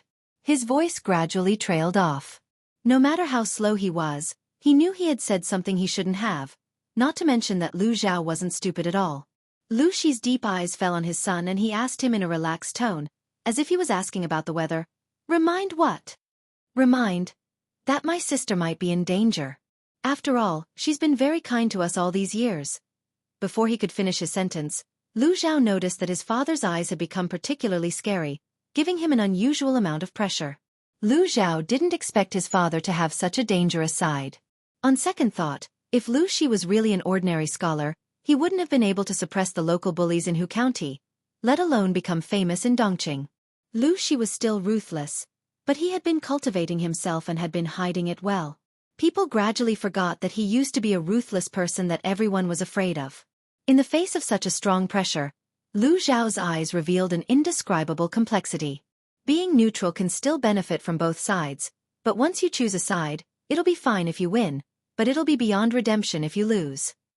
Lu Shi withdrew his aura and returned to normal, as if his earlier aura was just a hallucination. Won't my sister blame me? Lu Shi thought of Jiang Ji. Ji sneered. She knows what she's doing. The system was a gloomy guy, planning before taking action. Other than being stupid when it was sliced, it was still very good at other things. Even if Lu Shi hated the system to death, he knew that the system was cunning and wouldn't fail so easily. As long as it didn't kill the system, it would always come back and its revenge would be even more ruthless than before. Jiang Ji wasn't afraid of the system, but not the people she cared about. When Wei Ci was possessed by the system and committed suicide, didn't he almost die? Now, not only was there Wei Ci, but there was also an unborn child. The baby was even more fragile than Wei Ci. But Ji had to protect them. The worst decision your sister has ever made is probably to get pregnant at this time. The more weaknesses she has, the easier it is for the enemy to deal with her. Lu Shi sighed. Once Wei Ci or the child falls into the enemy's hands, what do you think she'll do? Maybe she shouldn't have tried to harm Wei Ci in the first place and let the system know her weakness. Lu Zhao was speechless. Father, it seems like you were the one who asked your son to hasten his growth. Now, he was criticizing her for getting pregnant too quickly and at the wrong time. This was too double standard. Lu Shi sneered. Do you think she made up her mind to have a child because of you? He has already made his decision. It has nothing to do with you. What was this kid thinking? Did he really think he was Jiang? Ji is very influential? Lu Zhao. He was probably her biological father. But Lu Shi changed the topic. It's hard to say if this isn't her plan to lure the snake out of its hole. It was just a simple sentence, but Lu Zhao felt a chill run down his spine. To lure a snake out of its hole, there must be a bait to attract the snake. If it was really intentional, then wasn't she using her weakness as bait? Lu Shi sneered and said, You're not hopelessly stupid. She did treat you well, but no matter how good she is still a bad woman. Did they not see Gu Zhan in the backyard? Gu Zhan had stepped on her bottom line. She destroyed her feelings and tore apart the facade of warmth that had existed for many years without a second word. In the eyes of outsiders, she did not treat Gu Zhan badly at all. And it was indeed so. She was a filial daughter all these years. She's too nice. She's so nice that Gu Zhan has forgotten her identity and hers. She really thought there was a mother-daughter relationship between the two of them. Had Gu Zhan never thought about the consequences of failure? She had thought about it, but she was too confident that nothing bad would happen to her even if she was caught. Even if her deeds were exposed, she would still be the future Empress Dowager. Ji wouldn't really deal with her. Based on this foundation, Gu Zhan had the courage to take risks time and time again. In the end, Jiang Xiang was Ji had set up a counterattack. Lu Shi said, Remember, she is Jiang. Ji was not Lu Shi. She can treat you like a younger brother, but there is no real brotherly love between you. From this point of view, Lu Shi and Jiang Qingho were in the same boat. Ji was the same kind of person. No matter how loving and filial the two of them were, outsiders were moved by their atmosphere, but their minds were still clear, and they were not corrupted by the so-called feelings. Gu Min was the only person in Lu Shi's life who had been bewitched and willingly fallen for it. Lu Shi understood Jiang? With Ji's personality, he would remind his stupid son. His mind was clear, and he would always remember this iron rule. Lu Shi smiled evilly. Do you believe that if you can be the bait to lure the snake out of its hole, she will push you out? Lu Zhao was speechless. Of course she would. But sister is not a cold-hearted person. If she did this, she would definitely have a thorough plan. She wouldn't really let the bait enter the snake's stomach. Xueqi sighed.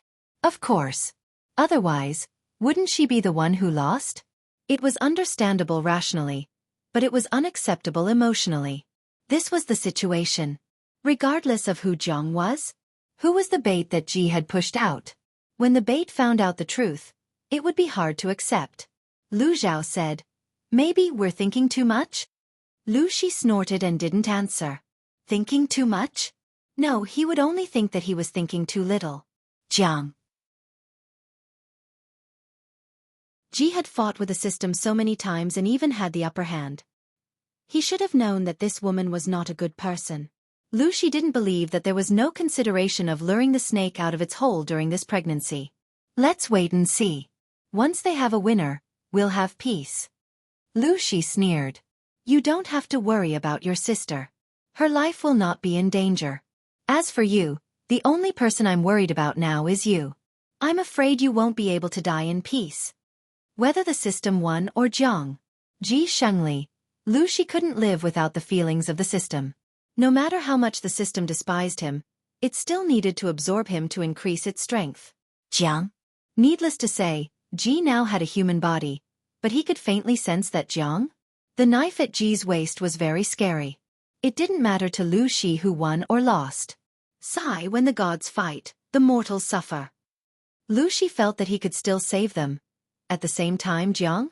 Ji sneezed several times in a row. She rubbed her nose and said, "That B** starred is talking behind my back?" She sneezed one after another and couldn't stop.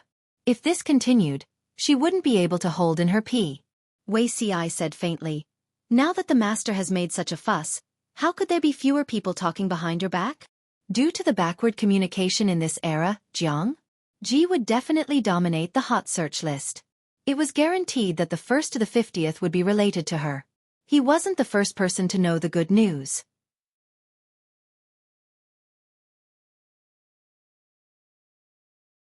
Chapter 1801. Ginger? Ji said. There must be more good words outside. I sneezed so much. I yawn. They must be saying bad things about me. Wei Ci. He wanted to say that with his lord's ability to attract hatred, she would probably say half of the good and half of the bad. Didn't she have any idea what was going on? Countless gentry families that had been suppressed by her secretly cursed her bad luck. However, her marketing skills were outstanding. Not only did she give herself the title of the Child of Destiny, she even gave the child in her womb the title of the reincarnation of the North Star. Once the child was born, no matter how many more children they had in the future, they would not be able to defeat this one. The halo was too powerful.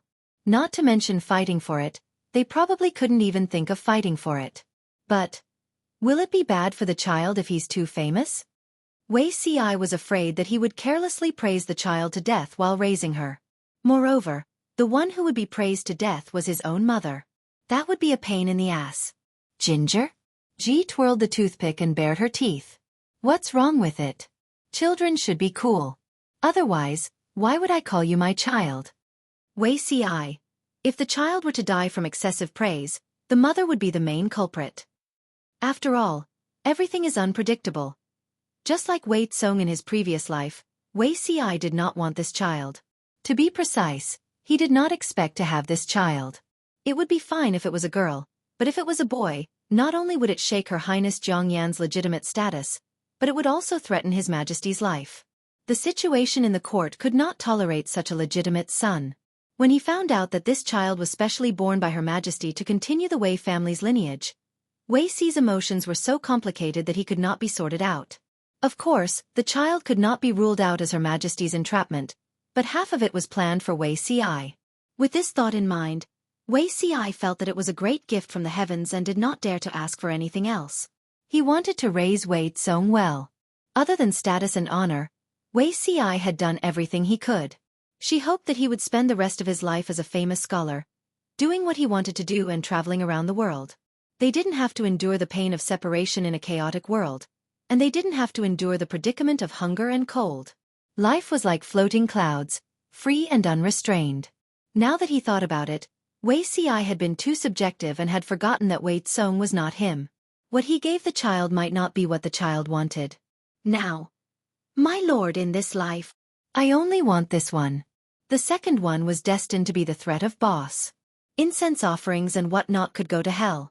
In his previous life, Xueqi did not cling to the family line. Otherwise, he would not have been targeted by Her Majesty when he was still single at the age of 30, right? With such a damned fate that cursed his entire family, he would have long laid flat and let fate trample all over him. If another Wei Tsong appeared, they would still end up with the same outcome. Ginger? After Ji Yunshu finished picking her teeth, she told him some bad news. This is a twin. You can't just have one. Xueqi was speechless. Ginger? Ji said, didn't I say that the dragon and phoenix in my dreams entered my arms? No matter if the dragon and phoenix were male or female, there would definitely be two. Xueqi said with difficulty, dragon and phoenix entering one's bosom. Isn't that just nonsense, my lord? There was no such dream. Ginger? Ji Yunshu nodded. The dream is nonsense, but the essence is real. Xueqi was confused again. Since ancient times, there has never been a twin who inherited the throne. They looked exactly the same. What a good basic condition for usurping the throne. If they encountered a damned emperor or prince who swapped identities, wouldn't the imperial court and imperial harem be in a mess? If one was a dragon and one was a phoenix, it would be a good omen. What if the two children were of the same gender? There were similar records in the past. When an imperial concubine gave birth to twin dragons, one would drown. Otherwise, both would lose the right to inherit the throne. Ginger? Ji said indifferently, then let's set an example with these two children. The old chief had to take a fancy to a small farm or something. It was a dream to expect a woman who ran around the world to stay in a strange and backward ancient world for the rest of her life. It was impossible to fight for the throne. Ji Yunshu was afraid that the old chief would tie her daughter up and tie her to the dragon throne to threaten her. Under a smiley face, angle. Under ever since she deduced that the old chief might come, Ginger? Ji Yunshu secretly made a plan. 1, 2, 3, 4, 5. It was rare to be able to exploit this fellow. If she didn't take the opportunity to take advantage of him, she was afraid that she wouldn't have another chance in the future. Thinking that her daughter would have to live under the shadow of the great devil in the future. Ginger? Ji Yunshu pitied this child. Xueqi said. But, Ginger? Ji Yunshu stroked her belly and said, don't worry. We have to believe in miracles. Xueqi. Not at all under a smiley face, angle. Under me, Ginger? When Ji Yunshu's news reached the troops stationed in Nanxing and Zhongzhao's frontline, everyone had different reactions. Fu Wang was calm. Jiang? Ji Yunshu was unmarried and had no children. This commander had never joined the army to hasten births. He only recognized this one lord. The baby young lord was nothing. It didn't matter whether he had or not. When Yangxi received the news, he was bathing in the bathtub. In his excitement, he knocked over the bathtub. When he got up from the ground, he opened the door and ordered the butler to prepare food and wine to celebrate. The butler looked at the fair and smooth old master. His expression was indescribable. What kind of look is that? Your old master is still strong. Yangxi slammed the door, blocking the old butler's line of sight. The old butler. He couldn't help but ask a question from the depths of his soul. What was in the old master's head all day? Yang Tao, Yan Lin, and the others were slightly shocked, but their reactions were still calm. Is the news reliable? Yang Tao had been busy training the troops all day. He was so tired that he was sweating all over. He didn't even bother to take off his armor. The smell was so strong that only his wife and good friend Yan Lin didn't mind. He sat cross-legged and massaged his sore feet. Yan Lin said, reliable. The news was sent by Chen Su, who had escorted his wife and children to Wanzhou. How could it not be reliable? Yang Tao accidentally popped his blister. The pain made him grimace, but he felt good afterward. Isn't that a good thing? With a young lord, the people will feel at ease. Otherwise, her position will be shaken sooner or later. Yan Lin glanced at his good friend who was getting more and more impolite. He said coldly, you're quite open-minded. Yang Tao said, what else can I do? Betray her? Yan Lin. He pressed down on the blue veins on his forehead. Zhangzi, don't get too close to those boorish country bumpkins. Listen to Yang Tao's elegant words. What kind of accent is that? For Yan Lin, who was fastidious about pronunciation and had terminal OCD, this was torture. If this went on, their friendship would be over. Among the crowd, only Qiguan Rang had the most unusual reaction. He ran to the tower with a few jars of wine and drank for the whole night. Drunk, he was carried down and huddled in his bed in the middle of the night. The next day, when Qiguan Rang recalled how drunk he was, he looked a little hopeless. Old Master Sun didn't expose him. He asked, "Did you get what you wanted?" Qiguan Rang, who had always been gloomy and cold, smiled. "Not yet. Not yet." Qiguan Rang said, "The world hasn't been unified yet. It's not perfect." The world had been unified. She hadn't ascended to the throne yet. It wasn't perfect. After ascending to the throne, the Golden Age hadn't arrived yet.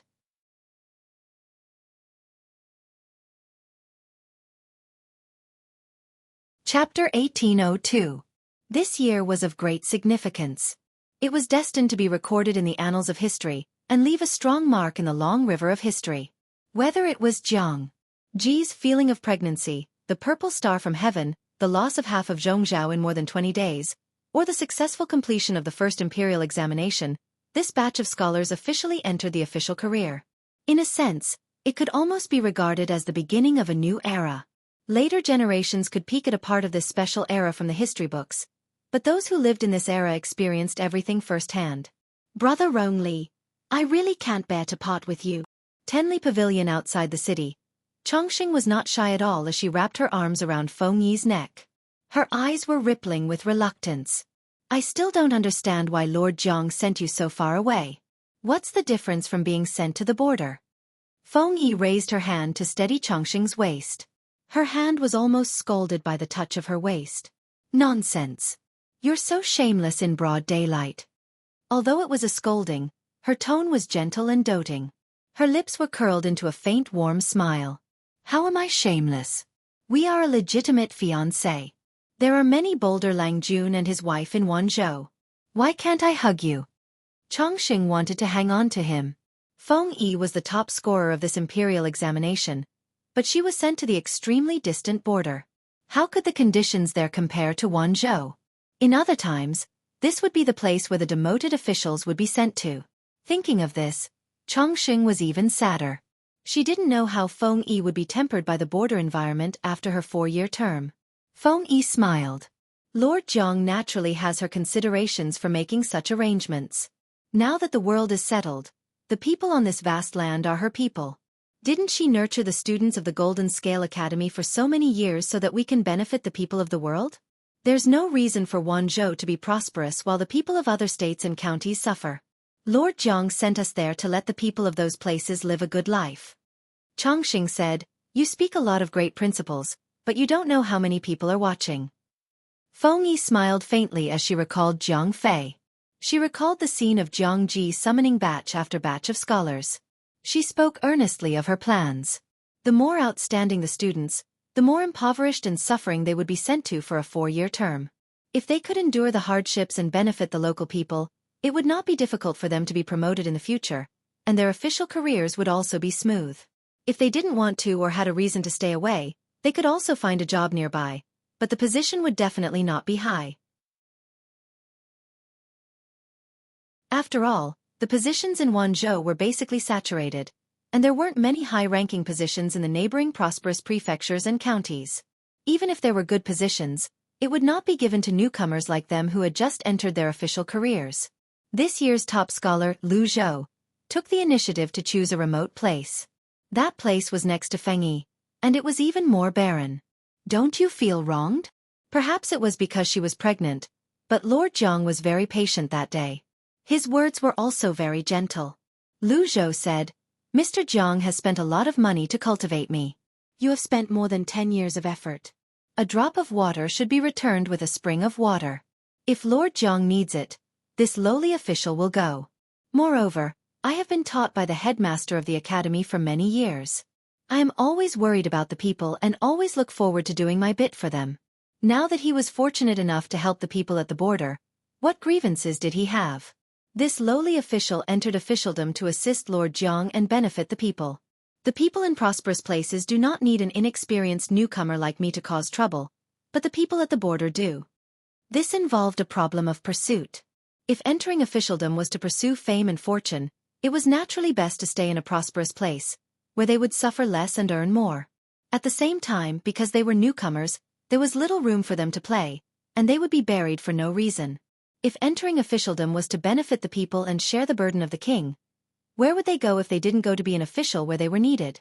Lu Zhou didn't think Jiang Ji's arrangement was to send them away. Don't doubt it, she was such a brainless fan. Which girl from the female class didn't like Lord Jiang? After Lu Zhou said everything, the expressions of the other people in the same department were a little subtle. Some people were willing to be transferred to other places to shine, while others, after hesitating, wanted to stay closer because of their parents, health, and other reasons. Everyone had their own aspirations, and they couldn't be forced. Jiang Ji also knew how desolate and difficult those places were, so she assigned each of them with guards and a special channel to submit letters. Their letters would be delivered to Jiang as soon as possible. On Ji's desk. Go ahead and do it. As long as it is beneficial to the people and the country, I will support it. Jiang Ji hesitated for a moment, then added a sentence. No matter what kind of stinky power you are facing, remember, the person standing behind you is me. Feng Yi collected his thoughts and smiled. If they want to watch the show, then so be it. How can the sparrows know the ambitions of the great? Chang Sheng smiled. Yeah, they are a bunch of sparrows with no vision. No wonder Lord Jiang taught them a lesson over and over again. Feng Yi hesitated for a moment, then hugged her waist and pulled her into his arms. 4 years later, I will come back and marry you. Chang Sheng said, 4 years, it just so happens that I have graduated from the academy. Maybe I will look for you first. Time always passed very quickly, and it was time to set out on the road. Chang Sheng hugged his waist and said angrily, you are not allowed to flirt when you are an official. Not women, not men. Yes, it's yours, Feng Yi comforted her. Study hard in the academy, don't neglect your studies. Chang Sheng said, just watch, the next top scholar will be me. Feng Yi hugged her for the last time, turned over and got on the horse. He waved the horsewhip and went on the official road. Realizing that Chang Sheng's gaze was still on him, Feng Yi waved the horsewhip hard. The breeze blew his sleeves, leaving the brightest color in the most beautiful age. Similar scenes were happening everywhere.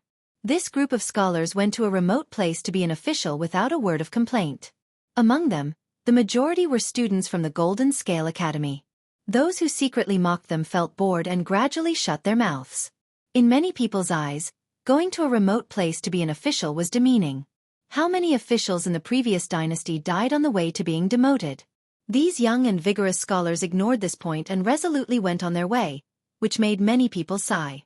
If someone paid attention, they would most likely find that these scholars were mostly from humble families. When these scholars return, the gentry will have a headache. Jiang. It was not scary that the important officials around Ji were from humble families. What was scary was that most of the middle and lower levels were from humble families. When the Jiang dynasty was established, the humble families would not be at a disadvantage in the fight between the gentry and the commoners. It would most likely maintain a stable situation. Master Yuanjing was pleased that his students had such a high level of understanding. Of course, this did not exclude Jiang. Ji's words, the person standing behind you is me, were too passionate. It made these young people's blood boil. The great scholar Wan Xian had aged a lot these years, but his spirit, qi, and spirit were more vigorous than before.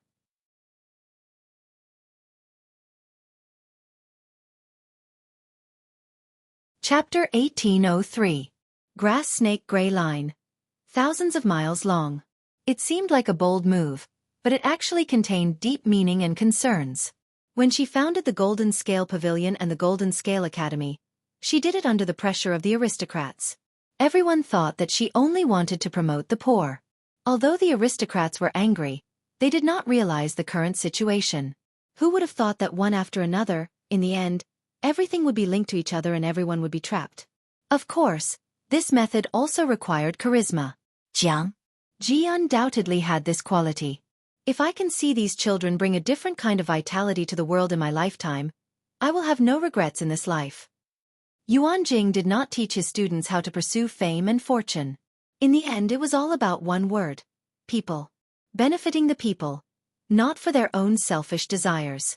It was just that it was too difficult to achieve this.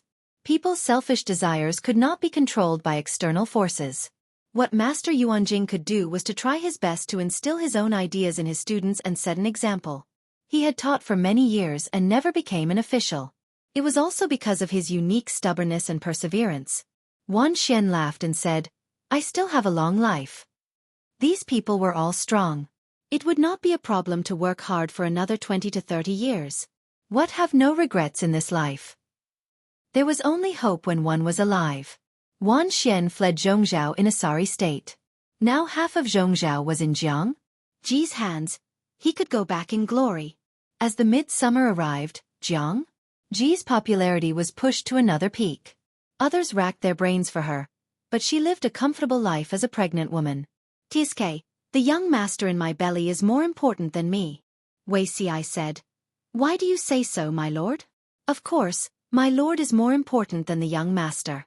Jiang Ji said, "In the past when I was lazy, you would dig 3 feet into the ground to find me. Now you are fighting for work. The difference in treatment is so big." Everyone was fighting to work overtime. Ji's slight movement of the bamboo slips would attract countless worried gazes. If she had known that pregnant women would feel so good, she would have given birth to a few when she was free. Wei Xi said, "Pregnant women should not work hard. The meaning of the child in my lord's belly is different. They naturally value it more." Those in the know knew that the child was artificial. Those who did not know would think that it was a pregnancy. If the child was accidentally given by Jiang Ji Lang was gone, wouldn't everyone be worried about the wrath of heaven? "Ginger," Ji said, "I don't care. You are treating me differently." She was pregnant, not a cripple. If they didn't allow this or that, did they still have her as their lord in their eyes? Ginger? Ji's zodiac was that of a donkey. Instead of walking when led, he would retreat when beaten. The more Feng Zhan and the others tried to stop her from working, the more she insisted on going. Not only did he have to do a lot of things, but he also had to work overtime. "I love work. Work makes me happy." Everyone. He deeply suspected that the lord was having a fake pregnancy. That's hard to say. Feng Zhan looked at his lord, who was jumping up and down, and then thought about how other pregnant women behaved like porcelain dolls when they were pregnant. He suddenly felt a headache coming on. She was really pregnant. She was worried that her lord would lose the child. What about a fake pregnancy? Not only would he be upset, but the others would also be so angry that they would find noodles to hang themselves. As time passed, Feng Zhan became more and more worried, and the more worried he became, the balder he became. Where did his lord's pregnant belly go? Where did my lord hide her pregnant belly? She was 4 to 5 months pregnant, so she should at least have some small hills, right? Where's the lord? Pig trotters. Complaining was one thing, but Feng Zhan wouldn't voice his worries, lest they waver. Because of Jiang? The artificial halo that Ji created for the child was too big. Everyone's eyes were focused on her belly.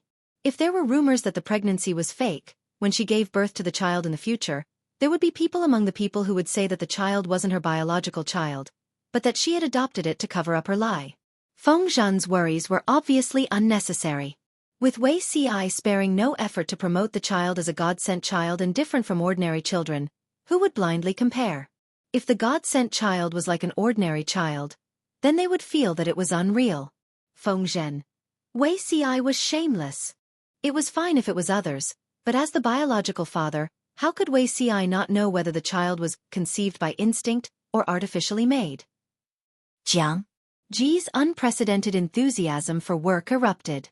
During this period, she also paid close attention to the work of the scholars who were sent abroad. After all, it was a remote and desolate place, a place far away from the emperor. It was hard to guarantee that there weren't any daring people who bullied them.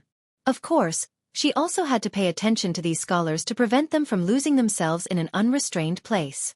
Fortunately, These young people didn't disappoint her. Their methods were slightly immature, but they were growing at a speed visible to the naked eye. Other than that, Ji was still most concerned about the situation in Zhongzhou. Taking down half of the country in just over 20 days was very impressive, but it didn't mean that such a strong momentum could be maintained forever. Qiguanrang and the others also realized the drawbacks and had been adopting a steady approach these days. They had to first stand firm and stabilize their foundation before moving forward. Qiguanrang was the type of person who would go wild when he could, but when he wasn't, he would fight steadily and defend himself like a hedgehog. The feudal lords of Zhongzhou couldn't do anything to him at all. Instead, Qiguanrang took advantage of them. Among them, the Nye family of Zhongzhou was also on its last legs. Among the few feudal lords that still existed in Zhongzhou, the overall strength of the Nye family could no longer be ranked. Speaking of which, it was quite a pity. Their original master, Nye Qing, had experienced several internal rebellions in the Nye family and disappeared during the last rebellion. Sun Wen and Qiguanrang were behind these rebellions. With the fall of the Nye family, the feudal lords of Zhongzhou completely lost their backbone. That was why Qiguanrang and the others had taken advantage of them. However, this wasn't enough. Old Master Sun Wen asked Qiguanrang, "What are you calculating?" Qiguanrang replied, "Calculating the hour." Hour? Craning his neck to take a look, Old Master Sun Wen's expression became more subtle. If he wasn't mistaken, Qiguanrang was calculating the hour of his lord's pregnancy and delivery. What are you trying to do? Old Master Sun Wen was a little confused. Even though he was experienced and knowledgeable, he couldn't understand Qiguanrang's operation. Qiguanrang said, "Before the young lord is born, I want to take down the other half of Zhongzhou." Having only half of Zhongzhou was inauspicious. Taking down the other half before the child was born would make it a whole. This was a good sign. Sun Wen was speechless. Had Qiguanrang ever considered the elderly? No, he hadn't. He only considered the lord and the young lord. Even his own father wasn't as dedicated as him. Old Master Sun thought of how Dongqing and Nanxing had all closed down and only Zhongzhou was still in full swing. He suddenly felt like he had shot himself in the foot. Back then, Feng Zhan and the others had worked themselves to death and fought battles everywhere. They weren't as carefree as he was. Looking back now, he suddenly realized that the arrows in his heart were the flags he had set back then. Qiguanrang still felt that it wasn't enough. He sent people to Xichang and Beiyuan to investigate. Know yourself and know your enemy, and you will never be defeated.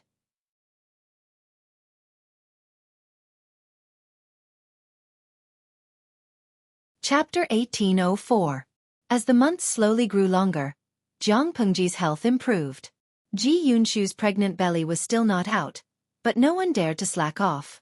Her status was now on par with Wei Si's daughter. Ginger? Ji Yi could not help but complain, "National treasure panda, I'm now the only humanoid national treasure. I'm not happy at all." As he rubbed the panda girl darling's chin and the white fur on her head, an indescribable loneliness welled up in his heart. Other people had all kinds of pregnancy symptoms, but only she was strange. She really wanted to work, and no one could stop her. If she didn't work, she would feel uncomfortable all over. Every day, he was so energetic that he had nowhere to vent it. When he closed his eyes, he would dream that he was wandering in the sea of work, surrounded by official documents. The more she acted like this, the more everyone guarded against her. They were so scared that even in their dreams, they were afraid. How could she not be worried? Which pregnant woman would react like this? 5 million salted fish's greatest pleasure right now was watching Ginger? Ji was pitting her wits against everyone else for the sake of her job. Digital evolution. If I had the energy of the streamer when I was pregnant, my boss would have been so happy that his teeth would have fallen out. Shan Sheng Shui Fui Buluo. It's rare to see a pregnant woman like the streamer. Most women have a hard time during pregnancy, and they lack energy. Edema, obesity, gluttony, these were all normal. If anyone was as energetic as the host when they were pregnant, their figure was not deformed, their belly was not swollen, their skin was so good that even a fly could break its leg if it stood on it, and they were also enthusiastic about their work. It was estimated that it would not be so difficult for women to get a job. Nowadays, women who have not given birth to a second child are far less competitive in the workplace than men who have the ability. Apart from these, There were also many experienced mothers who gave advice to Jiang Xiang. Ji Zhizhao told her what she could and couldn't eat. In short, the first child should be raised according to the book, and the second should be raised according to the pig. Ginger? Ji Yunshu's daughter, Nan, who was carrying a bear's brain, was confused. Then was she considered to be the first or second child? During the 6th month of pregnancy, the weather in the north became a little chilly. Ji woke up one day and suddenly lost interest in work. That day, she was dispirited and had no appetite for anything she ate. She looked so dispirited that it was as if she had lost all attachment to the world. Feng Zhan and the others watched with raised eyebrows. They didn't know what ideas their lord had come up with to torment them again.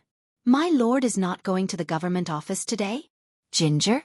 Ji Yunshu waved her hand and said, I'm not going. Just looking at those bamboo slips gives me a headache. I don't want to read a single word of it now. The Lord's mood was like a child's face, changing at a whim. Without waiting for Feng Zhan and the others to heave a sigh of relief, thinking that their lord was finally willing to focus on nurturing the fetus, she began to stir up trouble again. Zhang Ping of the woodworking workshop was unjustly implicated. He had to bear the merciless criticism from the crowd. In all honesty, he really wasn't the one who seduced his lord to go to the carpentry workshop. He was also innocent. Who knew why his lord came to the carpentry workshop and refused to leave? She also said that the wood shavings from the wood workshop were extremely delicious. Just by smelling the aroma, one could eat more than 20 bowls of rice. It was too fragrant. Feng Zhan's expression changed involuntarily, as if he had seen a ghost. What do you mean by the smell of sawdust smells good? Would a normal person like sawdust and even want to roll into a pile of sawdust to sleep? With his lord's soft skin and tender flesh, wasn't she afraid that the sawdust would stab her all over in pain? I heard that pregnant women have strange temperaments during pregnancy. My lord's behavior isn't out of line, said a colleague whose wife had given birth to 3 children and was very experienced in pregnancy. The most important thing for a pregnant woman is to be in a good mood. Don't go against her wishes. You must go along with her. Feng Zhan held it in for a long time but couldn't say anything. He wanted to retort. He was the father of 2 children, and he had been by his side both times when his wives were pregnant. How could their pregnancies be so normal? However, he thought that this analogy might offend the lord, so he forced himself to hold it in. The other officials were also silent for a long time. Most of them were in their 30s or 40s and had become fathers long ago. They had at least 2 children and indeed had never encountered such a phenomenon. There was even someone who secretly complained to his close friend. It's not so good to have a female lord. Once she gets pregnant, everyone seems to have become a father for once. Friend versus Ginger? Ji Yunshu was very respectful. When she heard this, her expression changed and she decided to cut ties with this friend. Friends who are disloyal and disrespectful to the ruler should not be made. The official, who had a strong desire to live, added, Lord Jiang only has this child at such a young age. Everyone is afraid that she will bump into something. Ever since she announced that she was pregnant, she had not had a good night's sleep. The god who bestowed Liner has not moved, but us officials are trembling with fear. His friend said with a dark expression, Even so, you can't say such disrespectful words. If these words were to spread to the ears of outsiders, he was not afraid of being punished. The official said, I have absolutely no disrespect. He was respectful and trembling with fear. Ji Yunshu had been worried since the beginning of her pregnancy. She had to endure the other party's unreasonable pregnancy reaction. Wasn't this like being a father for once? If it was the wife of the family, no matter how uncomfortable she felt in her heart or how uncomfortable she was, she would not torment her husband with such trivial matters. But who was the lord? If the lord was in a bad mood, the unlucky ones were the officials. The other party said whatever he had on his mind without any scruples. Therefore, during the period of Ji Yunshu's pregnancy, the officials felt that being a father was even stronger than their own wives' pregnancies. There were even nosy officials who turned to their wives and complained that the lord was unpredictable, changed her attitude faster than the weather, and had strange hobbies. Unexpectedly, the wives at home rolled their eyes and told them many pregnancy details that made them flabbergasted. What kind of pregnancy hobbies were fanatical about work and wood shavings? There was a lady who liked to pick her feet after she was pregnant, then put her fingers under her nose and sniffed. If she did not smell it, she would vomit and would not be able to eat. However, for the sake of her personal image, when she did this, she had to send away the maids and old women who served her, leaving only 2 confidants. There was a lady who liked to go to the toilet and squat in the pit after she was pregnant. It was said that the smell in the pit was very pleasant, and her dispirited spirit also improved. That lady's husband. No wonder the lady had been locked in her room after she was pregnant and refused to get close to him. Even when they met, she would put on perfume. Also, the lady liked the feeling of farting and liked to nest under the blanket to do so. There was also a lady who had a special hobby. She liked to rub the body mud from the tailbone, collect it bit by bit, and rub it into a big ball. Everyone, looking at their wives' breaths, elegant and graceful, and then thinking about how they looked when they did this, they just wanted to raise their hands to their foreheads. Was there any way to continue living like this? In comparison, it seemed that their lord was more like a normal pregnant woman. She only loved to work and liked carpentry.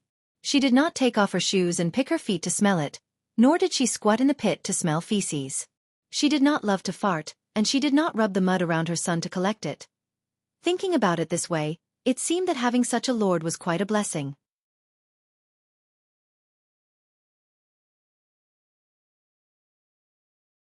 Chapter 1805. Zhang Ping and the rest had experimented and explored repeatedly. With Ji's help, they had already made natural rubber that could be used to make solid tires. It was just that this kind of tire was heavier. Ji had only completed half of the bicycle design previously, and was still figuring out the other half. Jiang. Why did Ji suddenly think of the carpentry workshop? Because she suddenly remembered that she had not taken Wei Ci for a ride. A bicycle was needed for a ride, and Zhang Ping and the rest were inefficient, so they had not sent the finished product to her. As the saying went, do it yourself, and you will have everything you need. Ji came to the carpentry workshop to inspect the progress, and was immersed in it, unable to get out. Thanks to this period of contact, Ji found that the development of the carpentry workshop had entered a certain abnormal state. Ji found that the development of the carpentry workshop had entered a certain abnormal state. They had accumulated enough experience, and their practical and creative abilities were not low, but the gap was very serious. Other than Zhang Ping and the other 2 and a few talented craftsmen, the others only knew how to copy, and had no idea why they were doing it, let alone improving it.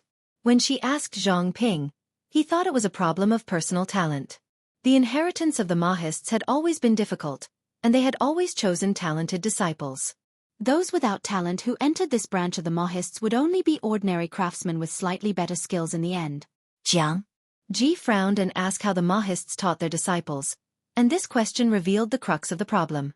Zhang Ping cautiously asked, Lord, do you feel that something is wrong? Everyone said that pregnant women were temperamental, and their lord was in control of life and death. She could kill when she was angry. Jiang. Ji said, I know what the problem is. Has Shihing paid attention to the mathematics courses of the students of the Golden Scale Academy? Zhang Ping said, I've vaguely heard about it. Jiang. Ji communicated with Zhang Ping seriously. I'll say something you don't like to hear. The Mahists theory itself is not suitable for the complicated court, but this does not mean that the Mahists are less useful than the Confucians and the legalists. On the contrary, in the way of the people's livelihood, it has a role that the Confucians and the legalists cannot compare. Whether it is the Confucians, the legalists or the Mahists, descendants are the foundation of inheritance. Without descendants, no matter how amazing the knowledge is, there will be no one to inherit and pass it on. I don't think that the Mahists have high requirements for descendants. I feel that the Mahists have taken a detour on this path, or should I say, the wrong path. I've been observing the carpentry workshop for the past few days and found that many people know what to do according to the blueprints. Their craftsmanship is superb, but when the parts are slightly adjusted, they will mess up. There were many similarities between the manufacturing methods of many things. If he could summarize these similarities, wouldn't he be able to avoid many detours? Can you simplify everything? After listening, Zhang Ping pondered for a long time. He seemed to have grasped something, but he could not grasp the gist of it. He could only ask Jiang for help. Ji. Your subject is ignorant. Please clarify further, my lord. Ginger? Ji said, for example, in the computational classic of Zhou, Shang Gao said, fold the rules, hook the 3, cultivate the 4 and the 5. The 9 chapters of arithmetic says, multiply the Pythagorean, and divide it, that is the chord. Between them, other than this example, are there other constant and unchanging rules? I feel that if we can decipher these, or rather, summarize them, the future generations will be able to avoid many detours. Now, the most important thing for the carpentry workshop is not to invent many siege weapons or defense weapons. The world is about to be settled. Their role will also change from attacking the enemy to deterring those thieves in the surrounding countries, so that foreign enemies will not dare to invade the people. However, this does not mean that the carpentry workshop has lost its purpose. It can only turn to research things that are beneficial to the people. I hope that it can continue to develop and go further. I even want to add this knowledge to the textbooks of the Golden Scale Academy so that they can learn it. Experience can only be understood and not explained, but knowledge is different. It is better to memorize than to know nothing. After listening, Zhang Ping was silent for a long time. Occasionally, confusion flashed across his eyes. As for the research on the laws, Ginger? Ji originally wanted Zhang Ping and the others to let nature take its course, but she did not expect them to reach a dead end. So, she naturally had to help them. Ginger? Ji could only say so much. How much Zhang Ping and the others could comprehend would depend on their own luck. After that, Zhang Ping and Ginger continued to make her bicycle. Ji continued to make her bicycle. The other parts were easy to make, but the most difficult part was the chain. She didn't know what an old-fashioned bicycle looked like, so she listened to the idle spectators and drew a lot of circles. This was also the main reason why Zhang Ping had not finished the bicycle for several months. What was he supposed to do with those messy circles? I wonder if it's Ginger? Ji's resentment was too deep. When she was 8 months old, she found out that the European king of 1,000 years was actually a technical worker at a closed bicycle factory. Coincidentally, the identity of the transmigrator was from the carpentry workshop. When he transmigrated, he was in Jiangxiang, in front of Ji. They looked at each other in dismay. The atmosphere was as silent as honey. I want a bicycle. When a streamer that they had been following for more than 10 years made a request to you, which salted fish could refuse? Not to mention that this salted fish had been unemployed for more than 2 months. Just as he was worrying about how he was going to make a living, he became the lucky king who was chosen. If he did it well, he would immediately become an internet celebrity. Create, create, create. The European king nodded vigorously. He was not a man if he did not build a bicycle. However, the lucky king looked at Jiang. Ji Yunshu's stomach started to tremble. She felt that she couldn't put her hand anywhere. Before the 7th month of pregnancy, Jiang Guoxiang was pregnant. Ji Yunshu's stomach had always been excessively flat. It was even slimmer than an A4 waist and had beautiful abs. 7 months later, her stomach was like a balloon that slowly swelled up. It was a different shape every day. Now that it had been more than 8 months, she finally felt like a pregnant woman about to give birth. The crux of the matter was that they were twins. It was very difficult to carry them to full term. Typically, they would give birth after just 9 months. The lucky king was a little hesitant. If he helped the tyrant build the bicycle, would this big shot ride it with a big belly? In the end, his strong desire to live won over his worry. With his participation, the bicycle went through a series of changes and finally made its grand debut half a month later. Zhang Ping looked at what was said to be a bicycle and was at a loss as to how to use it. It was used as a cart, and it was not stable. After all, it had 2 wheels and not 3 wheels. If he didn't support it, it would fall to the ground. Jiang? Ji Yunshu was excited. I'll teach you how to drive this thing. Salted fish. Zhang Ping.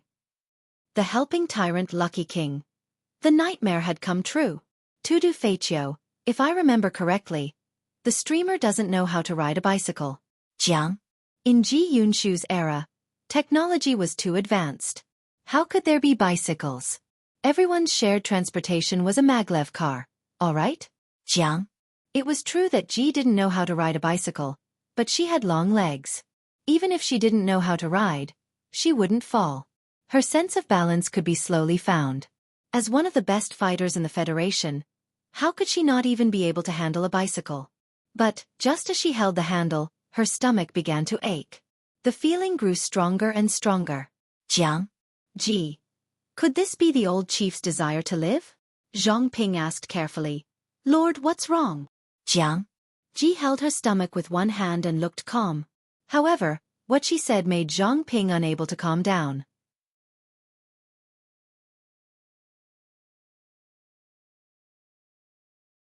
Chapter 1806. Go to the delivery room? Why? Zhang Ping was puzzled at first, but he soon froze on the spot. His eyes glanced down stiffly and landed on Jiang Pengji's belly. My lord. Are you going to start? Zhang Ping stammered. Only his brain could still move. The rest of his limbs had stopped working. He had forgotten how to use them. Jiang Pengji stroked her belly that seemed to be falling. She frowned and thought for a while. She said uncertainly. Should be? What do you mean should be? Zhang Ping was stunned. How could he respond to what his lord had said? Jiang Pengji frowned and said confidently, It's my first time giving birth too. How do I know if this feeling has started? Haven't you been a father for a while? Why don't you have this common sense? Why are you asking me? Hold the bicycle first. I'll take a breather. Zhang Ping took the bicycle in a daze. He had indeed been a father before, but the child did not crawl out of his belly. He knew what was going on, but he had not experienced it firsthand. Fortunately, Zhang Ping was still reliable. After a second, he immediately pushed the bicycle to the maid beside him and hurriedly called for help. I say, slow down. The child has not been born yet. If you push me too fast, it might fall out halfway. Jiang Pengji did not forget to say some flirtatious words at this time. Her ability to endure pain was unimaginable by ordinary people, so she felt fine at the moment. The others were anxious. Zhang Ping wanted to carry her to the delivery room and hand her over to the midwife. In the end, Zhang Ping did not have the strength to fly. He did not dare to touch Jiang Pengji. He could only bear with his anger and stare at her. She was pregnant with twins. The doctor said that twins were usually born at the end of August or the beginning of September. It was rare for them to survive to full term. In other words, Jiang Pengji, who was in her early 9th month of pregnancy, could give birth at any time. Everything that needed to be prepared was ready at any time. Jiang Pengji's range of activities was also limited to not far from the delivery room. It was very convenient to go there. Zhang Ping looked at his lord, who was said to be giving birth, walking steadily to the delivery room with cold sweat. He had the illusion that his worldview had been refreshed. Just send it here. Wait for news. Jiang Pengji took a deep breath to relieve the discomfort in her stomach. She waved her hand with her back to Zhang Ping and entered the delivery room with the help of the maid. Zhang Ping. The others also received the news one after another. Except for a few who really couldn't leave their posts, the group of important ministers all arrived. Except for Wei Ci. Of course, everyone's attention was on Jiang Pengji. How could they notice that Wei Ci was missing? When will the baby be born? Zhang Ping said. It hasn't even been 5 minutes since the Lord went in.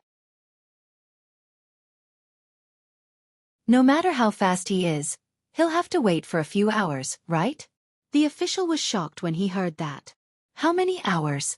Why is it taking so long? Zhang Ping. What kind of tone was that? It was as if his wife could go in and take a dump and come out. Was giving birth that simple? It was considered fast for the first time to give birth within a few hours.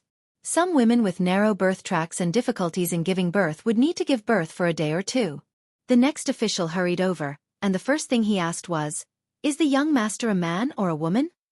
Zhang Ping said, It hasn't even been 10 minutes since the Lord went in. It hasn't even started yet.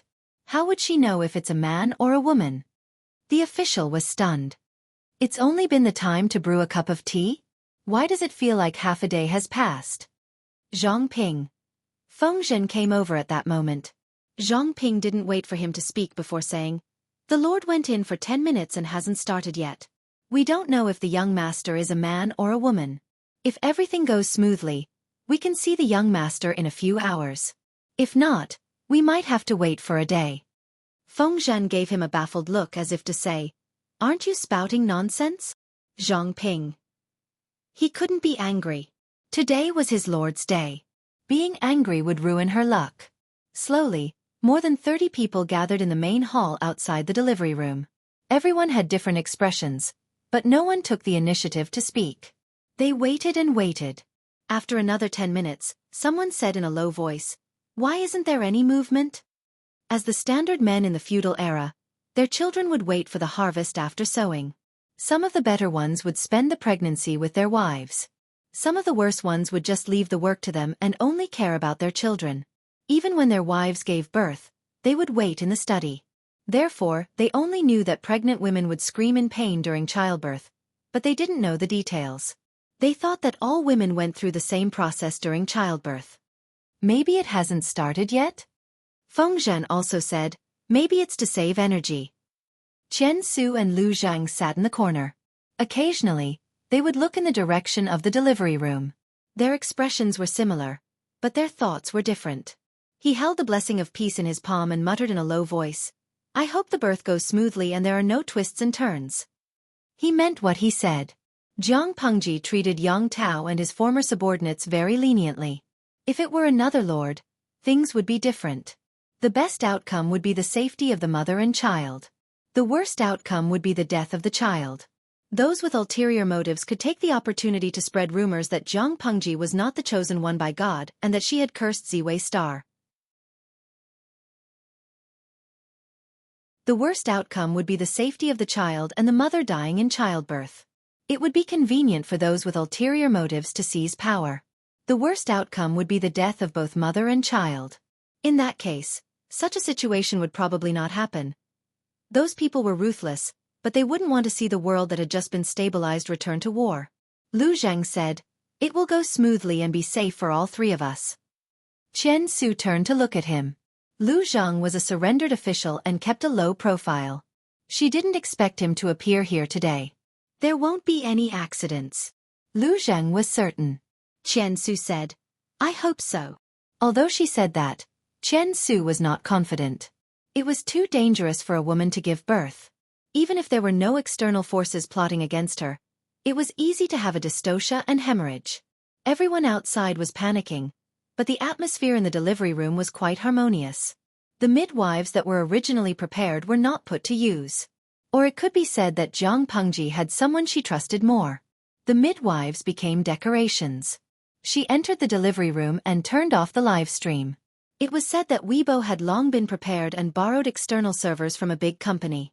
They hoped that Weibo could withstand the wave of traffic attacks.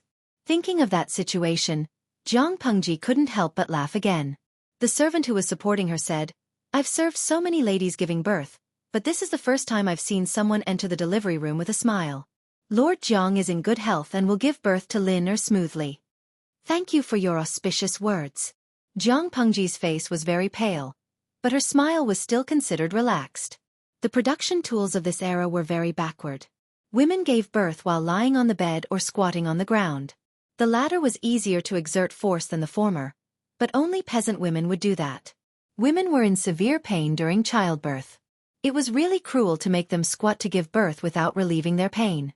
Jiang Pengji had no experience in childbirth, but the salted fish in the 5 million streaming room was not incompetent. Through teaching, she made a delivery bed that could be used for sitting and lying. The design of the delivery bed was convenient to exert force, but the people of this era felt ashamed when they saw it. They didn't understand its use. The midwife looked at it and felt puzzled. Jiang Pengji said, "Go to the side and wait." The midwife. Genius remembered the website address in a second. Mobile version. You're tuning in to the Xueqi's Martial Arts Saga YouTube channel. Don't forget to subscribe and join us on this journey to catch the most captivating stories.